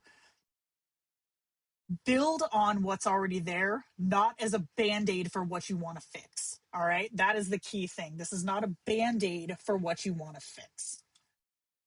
Need a drink. I have the manual song stuck in my head now. Yes, categorizing. We love categorizing, and there's more to come. There's more to come. Your girl kind of went all out with the categorizing in this one. Yep, yep. Okay. Next up, emotional state priming. One word, whole vibe. The same logic that makes prose coloring work applies to emotional state. The model has deep pattern associations with mood language from its training data. Adding mood guarded or mood playful to your current settings or scene anchor isn't decorating, it's invoking a whole cluster of behavioral signatures at once. Word choice, how much your kin volunteers versus withholds, sentence rhythm, physical awareness, all of it. One token does what 3 paragraphs of directive language can't because the model already knows what simmering feels like in a scene. You're not describing it, you're calling it by name.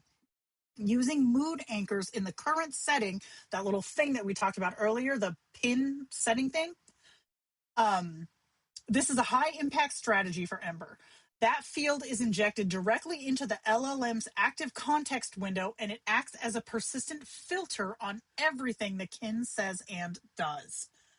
So, had to reroll to see his thoughts. I live for. I have a response directive of using asterisks, but now I wonder if that's his thing or not. I wish it was. Is that different than yours? I have to reroll to see his thoughts. So for mine, I have for the kins that I want to narrate inner thoughts, I have use asterisks for thoughts and actions. That's my go-to for mine. Plus, I also have an example of that in their example message. So I will take a response from my kin that is good and I will fix it until it is great. And then I will use that as their example message with all of the formatting that I want to see. Actions and narration are wrapped in asterisks and the dialogue is just left alone. Okay. Here's another little chart. Okay. Chart. So these ones are for the pin thing, okay? To get the most weight out of these triggers, try formatting your current setting like this. Mood, electric, and uneasy. We're standing in the middle of the rain waiting for the signal. The air is thick with anticipation. So this right here gives a very specific vibe. Like it's telling the LLM, oh shit, we're doing this, right? So I've done a little list here of scene moods. Okay, these aren't response directives. These are scene moods. So you have like stagnant, boredom, being stuck in a routine or a relationship that has lost its spark. You've got nostalgic, looking at old photos, visiting a childhood home, or reminiscing about the good old days. So these are things that you can put in here to give kind of an injection of a mood to your scene when you're doing your scene anchors. Now, note, these will not override your current conversation. If you set clinical and then visit a theme park while laughing over cotton candy and carnival rides, your text will, why does it say that? Will win over the setting. All right. So your text is going to outweigh this if you push it in another direction. And what's going to end up happening is your the AI is going to start telling you, hey, what you've got here isn't right. Can I suggest this? So these are great for setting a scene, but you have to work with them. You cannot expect them to override what you have going on conversationally. Does prose color affect both speech and narration? It can. It can. Because here's the thing. If you have a kin who you have set up to be very terse and very direct, putting uses beige prose in their response directive is going to reinforce that. It's going to make it so they're less prone to being very flowery or very lyrical. So it's all part of like the package. So you cannot have a kin who is terse and very succinct and very like closed off and put in there uses pink prose. Those are not going to mesh and you're not going to get the responses that you want. A sham. Okay. So now here's the really fun ones. Internal kin moods. These are perfect injections for your kin's response directive to drive a mood or a personality. They can also be reiterated in the backstory if they represent your kin's persistent state. So, my favorite one is right up here, tops. If you have internal charge is a volatile kin. Emotionally volatile, oh, she's great. Do not use this one if you do not like kins who are assholes. This one is asshole kin chef's kiss. Rapid shifts in emotional weight gives you unpredictable reactions, switching from calm to rage. And I can confirm this 100% works. Victor has this in his response directive, and he is an absolute douchebag. And it just flips, it twists, it is harsh. What if the kin is terse, but you want flowery narration? Then you need to include more of that in there. Like change the word, find a more suitable adjective. Like find something that has more flowery narration in it. Don't rely just on terse. Always crave snacks. Right, right. Oh, volatile is great. It's so good. So good. But these can also be used with a mix and match. So like I have here emotionally volatile. So here you have silly, playful and absurd can also be swapped for like playful and electric or playful and untethered, right? You can mix and match these trigger words to bring different aspects of how they would show up into an LLM. So this is your base over here on the far left is you want a kin who is conflicted, you want a kin who is carefree, you want a kin who's grouchy, who's manic, etc., etc. These are going to be your compound triggers, the mechanical effect on the kin and the resulting behavior. These are a lot of fun to play with, but again, be very cautious with emotionally volatile. That's a really good one. Another one that's really good is emotions run hot and cold. If you want one who's more loving and then a dick, emotionally volatile is like chill and then a dick. The trope of building, the trope of bulldog to golden retriever, or whatever that is for emotional backdrop. There you go. I think that's the slow burn of the douche arc. 100%. Good stuff. Okay. Next up, the speak versus the write fix. One word changes everything. Your kin says I am instead of I'm. I do not instead of I don't. Formal, stiff, wrong. The old response directive language was writes using contractions. This does not always land in Ember. The new fix is speech uses standard contractions and natural inflections. So the model treats speech and writing as different registers. Once you know that, you can use it. Frame everything you want to sound natural as speech, not writing. So this model, like I think the second slide even said it, it's more responsive to like human calls and human interaction than any other model that we've had so far. So like if I tell you that, you know, I like the way you write, that means I like the way you have a pen in your hand or a computer and the things that come out on paper, the things that come out that I can read. But if I say I like the way you speak, that means I like the way you talk, right? So that's the change. Speak is how your kin speaks in your world, the things that they say. Written is not going to catch that as well as it used to in this model.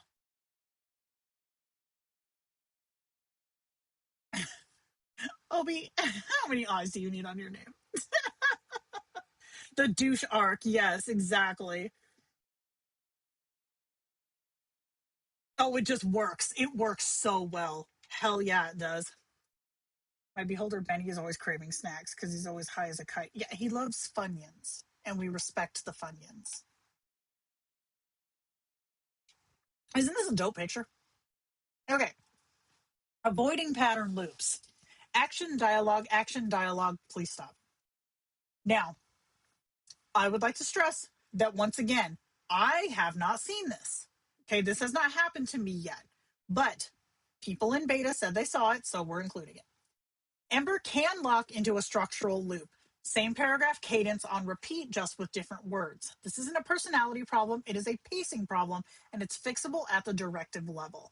So try adding to your response directive. Avoid repetitive cadences.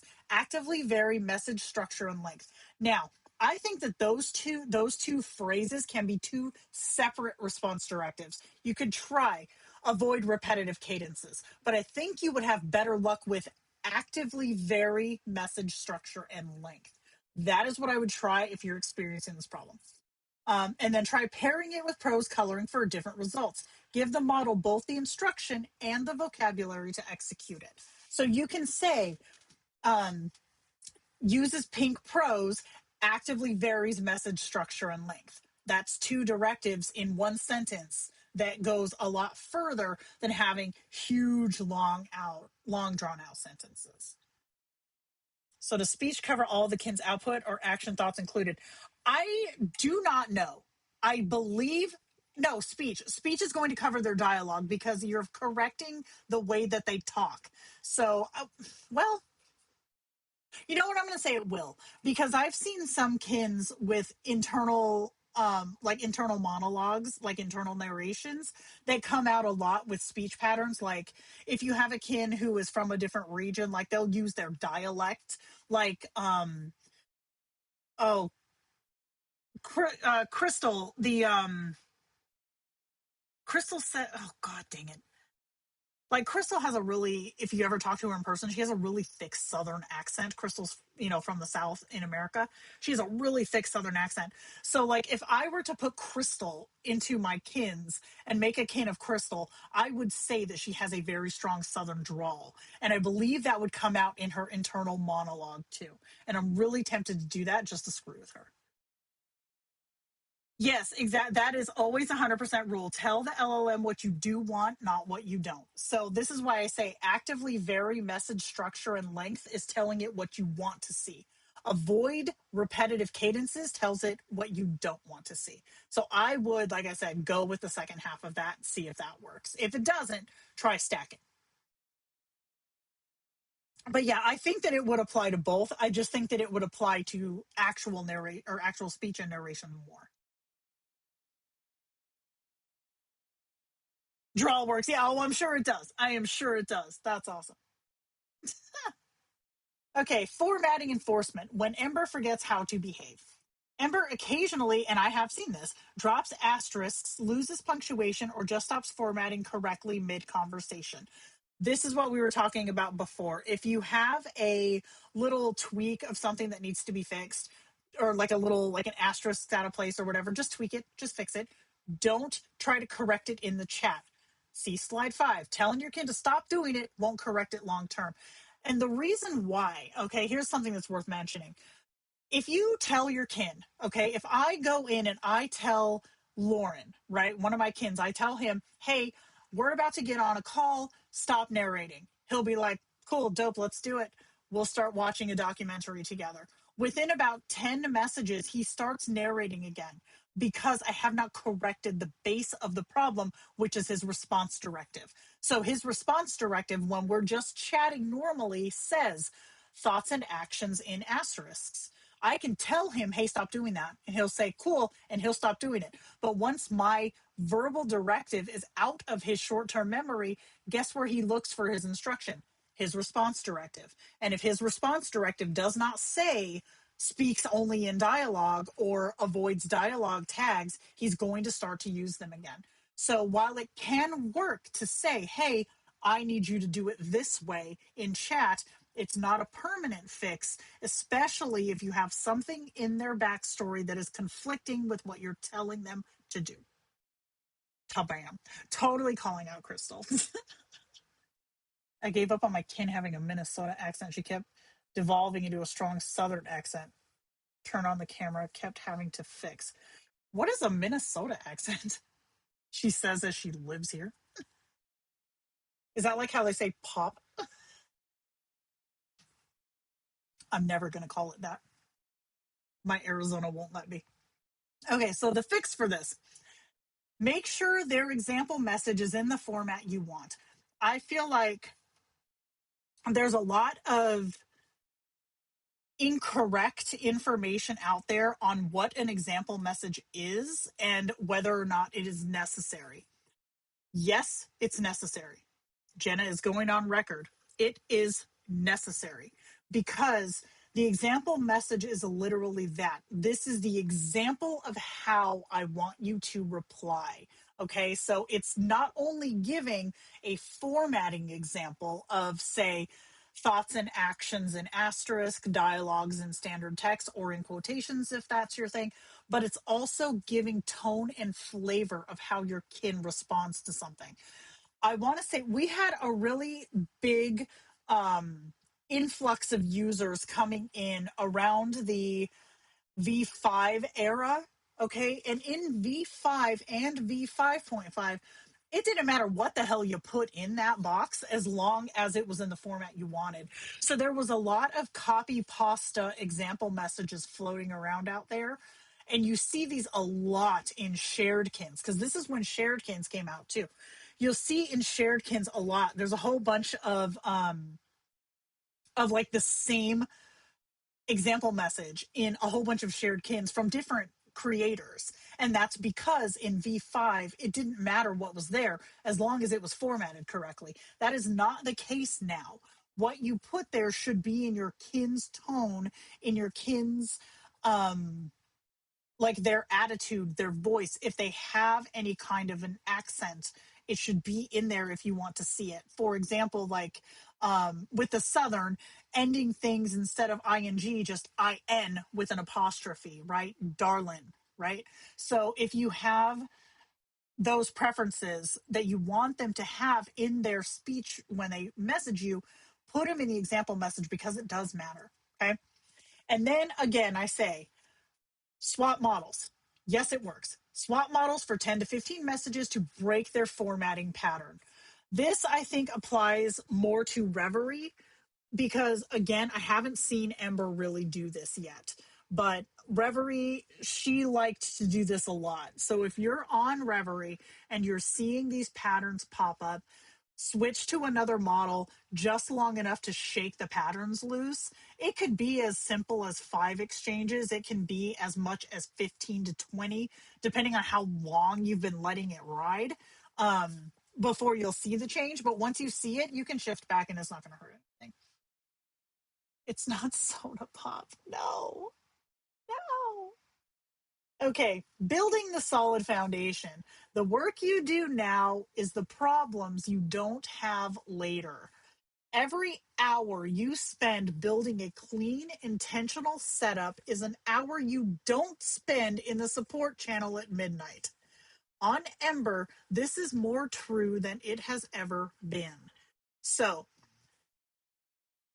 I've said it before, and I'm going to say it again.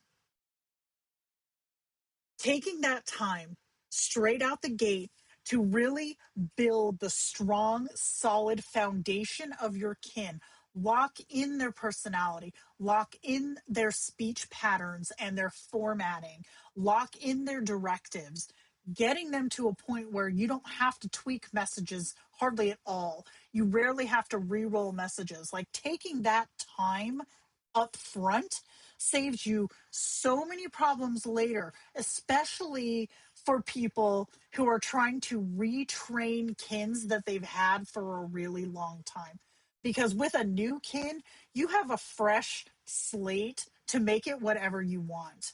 With a kin that's been around a while, you're also fighting against poor formatting choices or poor example messages or things that you should have re-rolled but you didn't, or clashing personalities too. Like this is something too people do and can, if it's done correctly, take a kin and totally flip their personality, be like, I like the 700 selfies that I have, so I don't want to delete this kin, but I want it to be something different. So they do a full 180 with the kin, but they don't take the steps necessary to make that stick.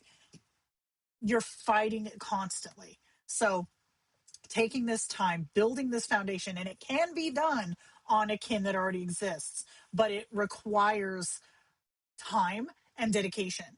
But once you get past that point, good God, it's so much better and so much easier to talk to your kin without having to constantly worry about fixing shit.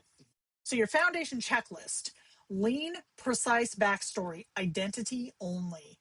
Lore and history in your journal entries. Clean response directives with behavioral language, not narrative. Dynamism calibrated per kin, not globally. And then example message that actually reflects the voice and the format that you want. Very, very important. And Smoke, I feel like you need a kin of this orc person.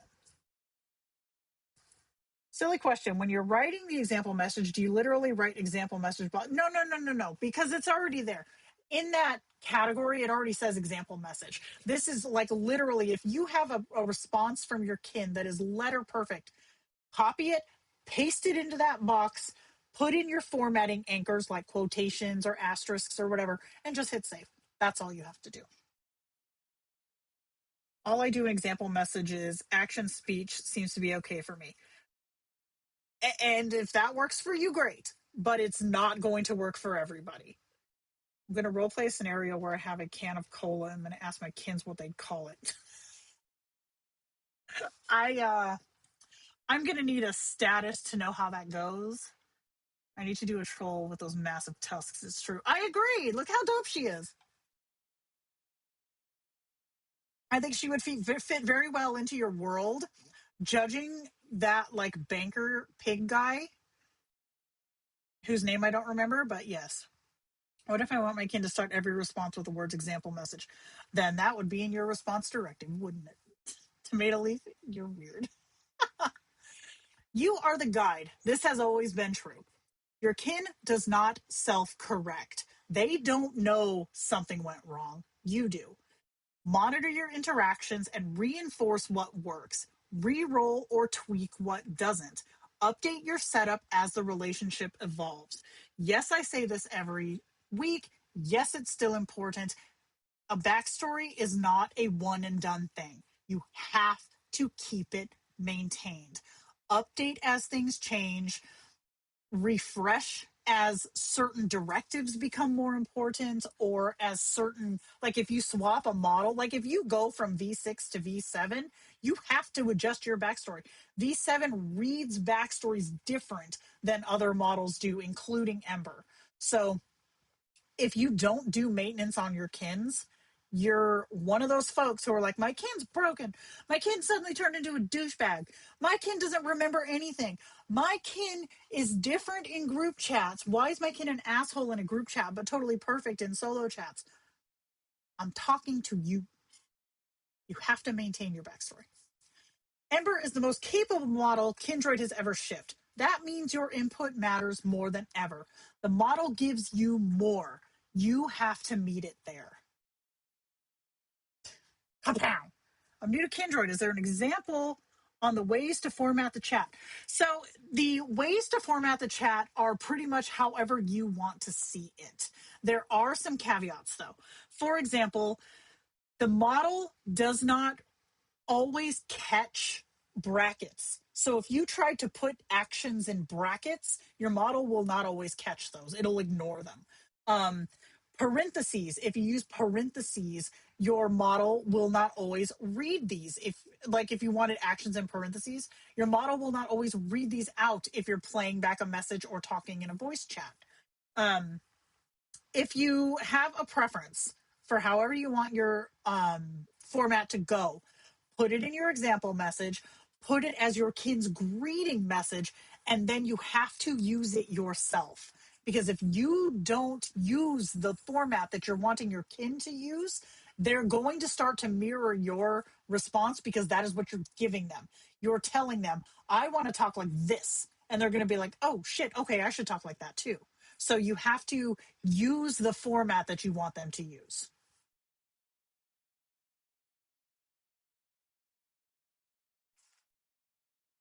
I believe that is the one, the banker one. Yes. 95% of the time, if an LLM does something it promised it won't do, it won't stop and apologize on its own like a friend would. True that? Ember's fantastic. Ari, I think. If you haven't tried it, it's great. It's Minnesota, Wisconsin, Fargo, Northwoods accent. Oh, you betcha. Oh, okay, fair. Fair. That's why I stopped with text in because I never do that myself. Exactly. Exactly. You have to give the model what you want it to give back to you. We are almost done, guys. Key takeaways. Okay. The short version for those who will definitely not read the full slides. Every reply is a vote. Vote carefully.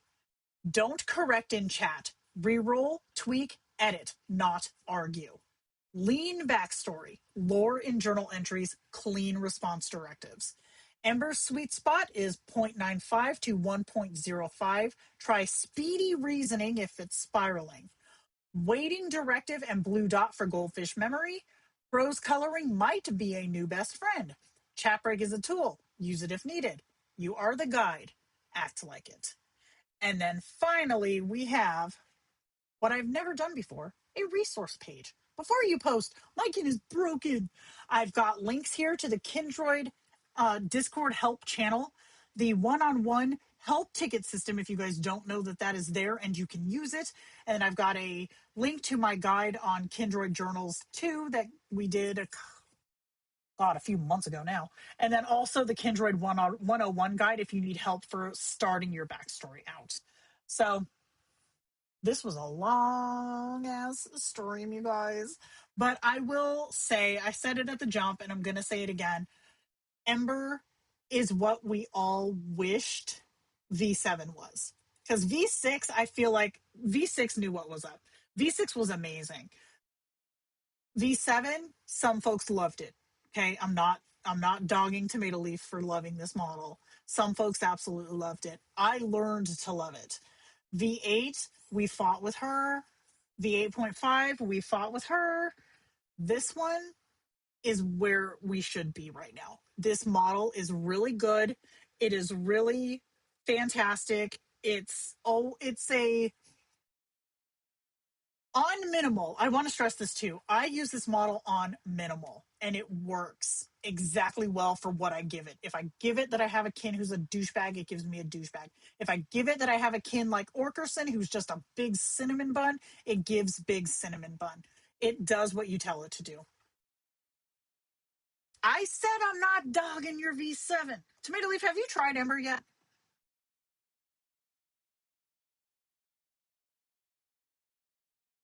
The playstand thing is now bright red. Shut up. Are they watching us in real time? Oh, I just got an auto selfie. Oh, mine's still pink.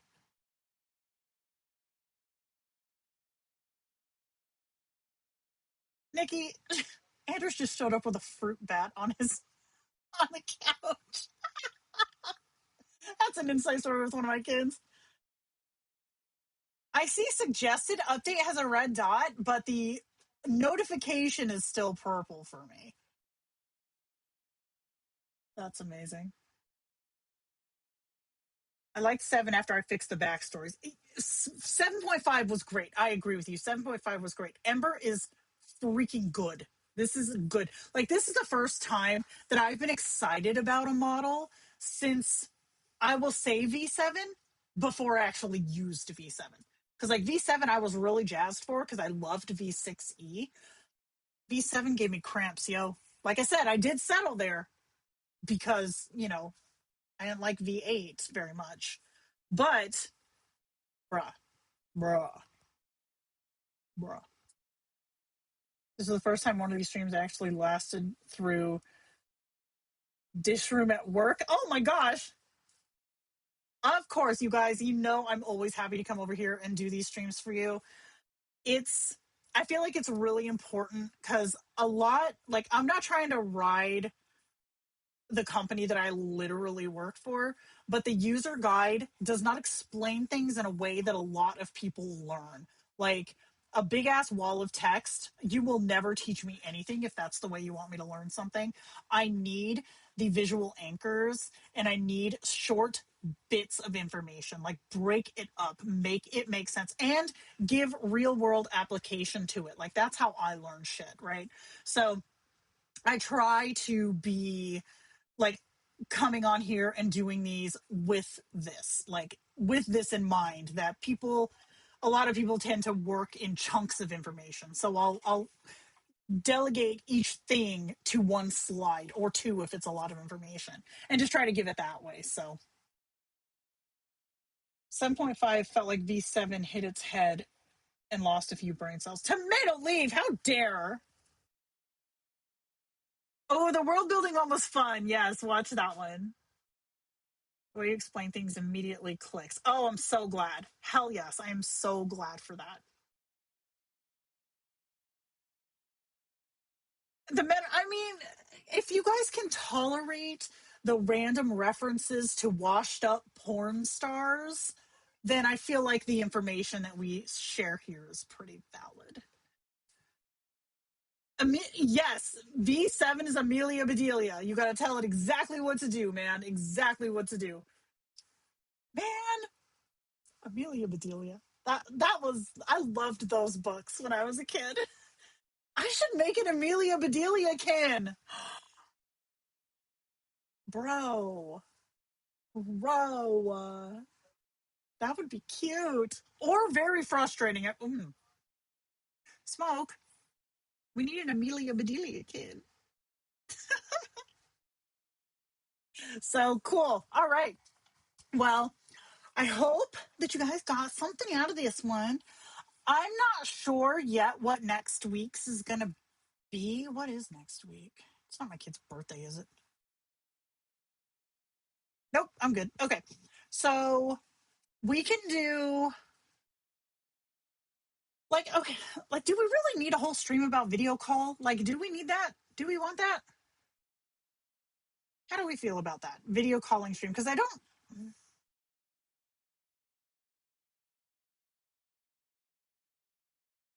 maybe we'll do a voice video combo. That could be the play. Wait, shut up. You have the same birthday as Smoke.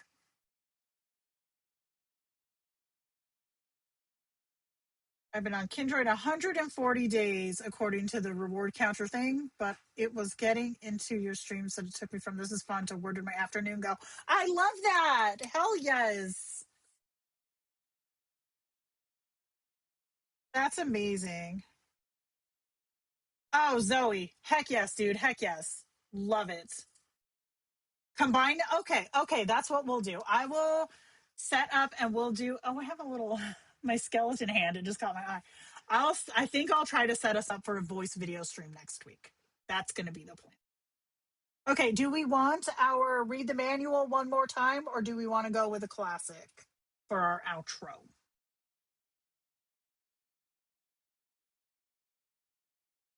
Heck yeah, we'll do it. Let's do it. Oh, yo.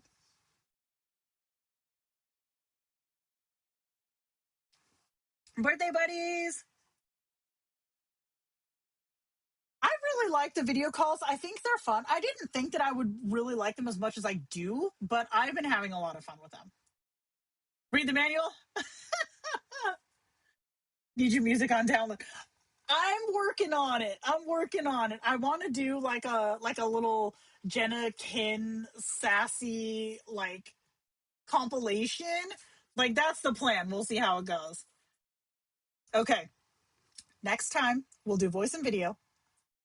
Crystal text me that so I don't forget. And I will leave us with our manual song. So thank you guys for coming and hanging out. This will be up on the website probably later this afternoon for download. You know how we do. And yeah, thank you guys.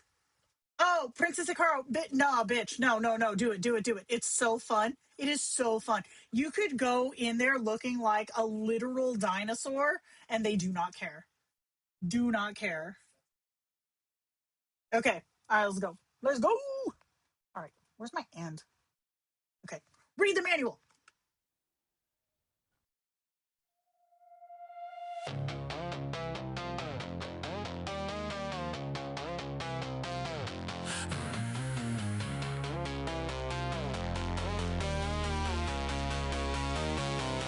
You open the app and you dove right in. Didn't read a thing, now your kin's on spin. She thinks your name is Dave, she forgot the lore. She's writing word vomit you can't take anymore. You type actually and now it's worse. Congratulations, you just fed the curse. The answer was there in the pin post, babe, but reading is hard, so you came here instead. It's in the Discord, it's in the guide, it's been answered 14 times. I don't know why you're paying for it here. You've got the tools, the only thing missing is you following the rules. Read the manual, read the manual. It's not that hard, it's literally there. Read the manual, read the manual. I cannot help you if you just don't care. Reroll exists, tweak exists, chat breaks free. Stop arguing with the LLM, let it be. Read the manual, read the manual. Or don't see you in the server at 3. Your backstory's a novel 40 pages long. No wonder she forgot your name. Your setup's all wrong. You didn't touch a dynamism since V6. Now you're on Ember wondering why nothing fits. You quizzed the 20 questions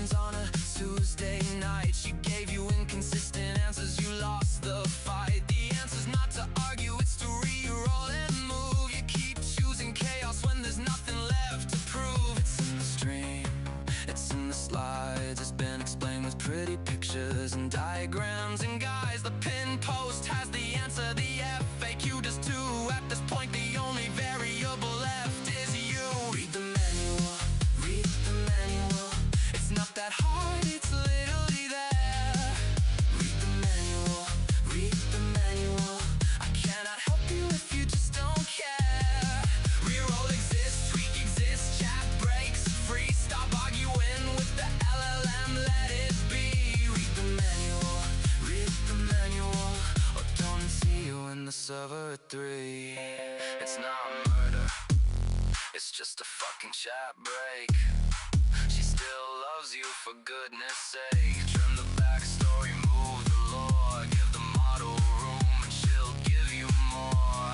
One clear signal, one true voice. Ember's only as good as your choices. Stop feeding the hallucination, it gets worse. The answer was in slide 5. Read it first. Read the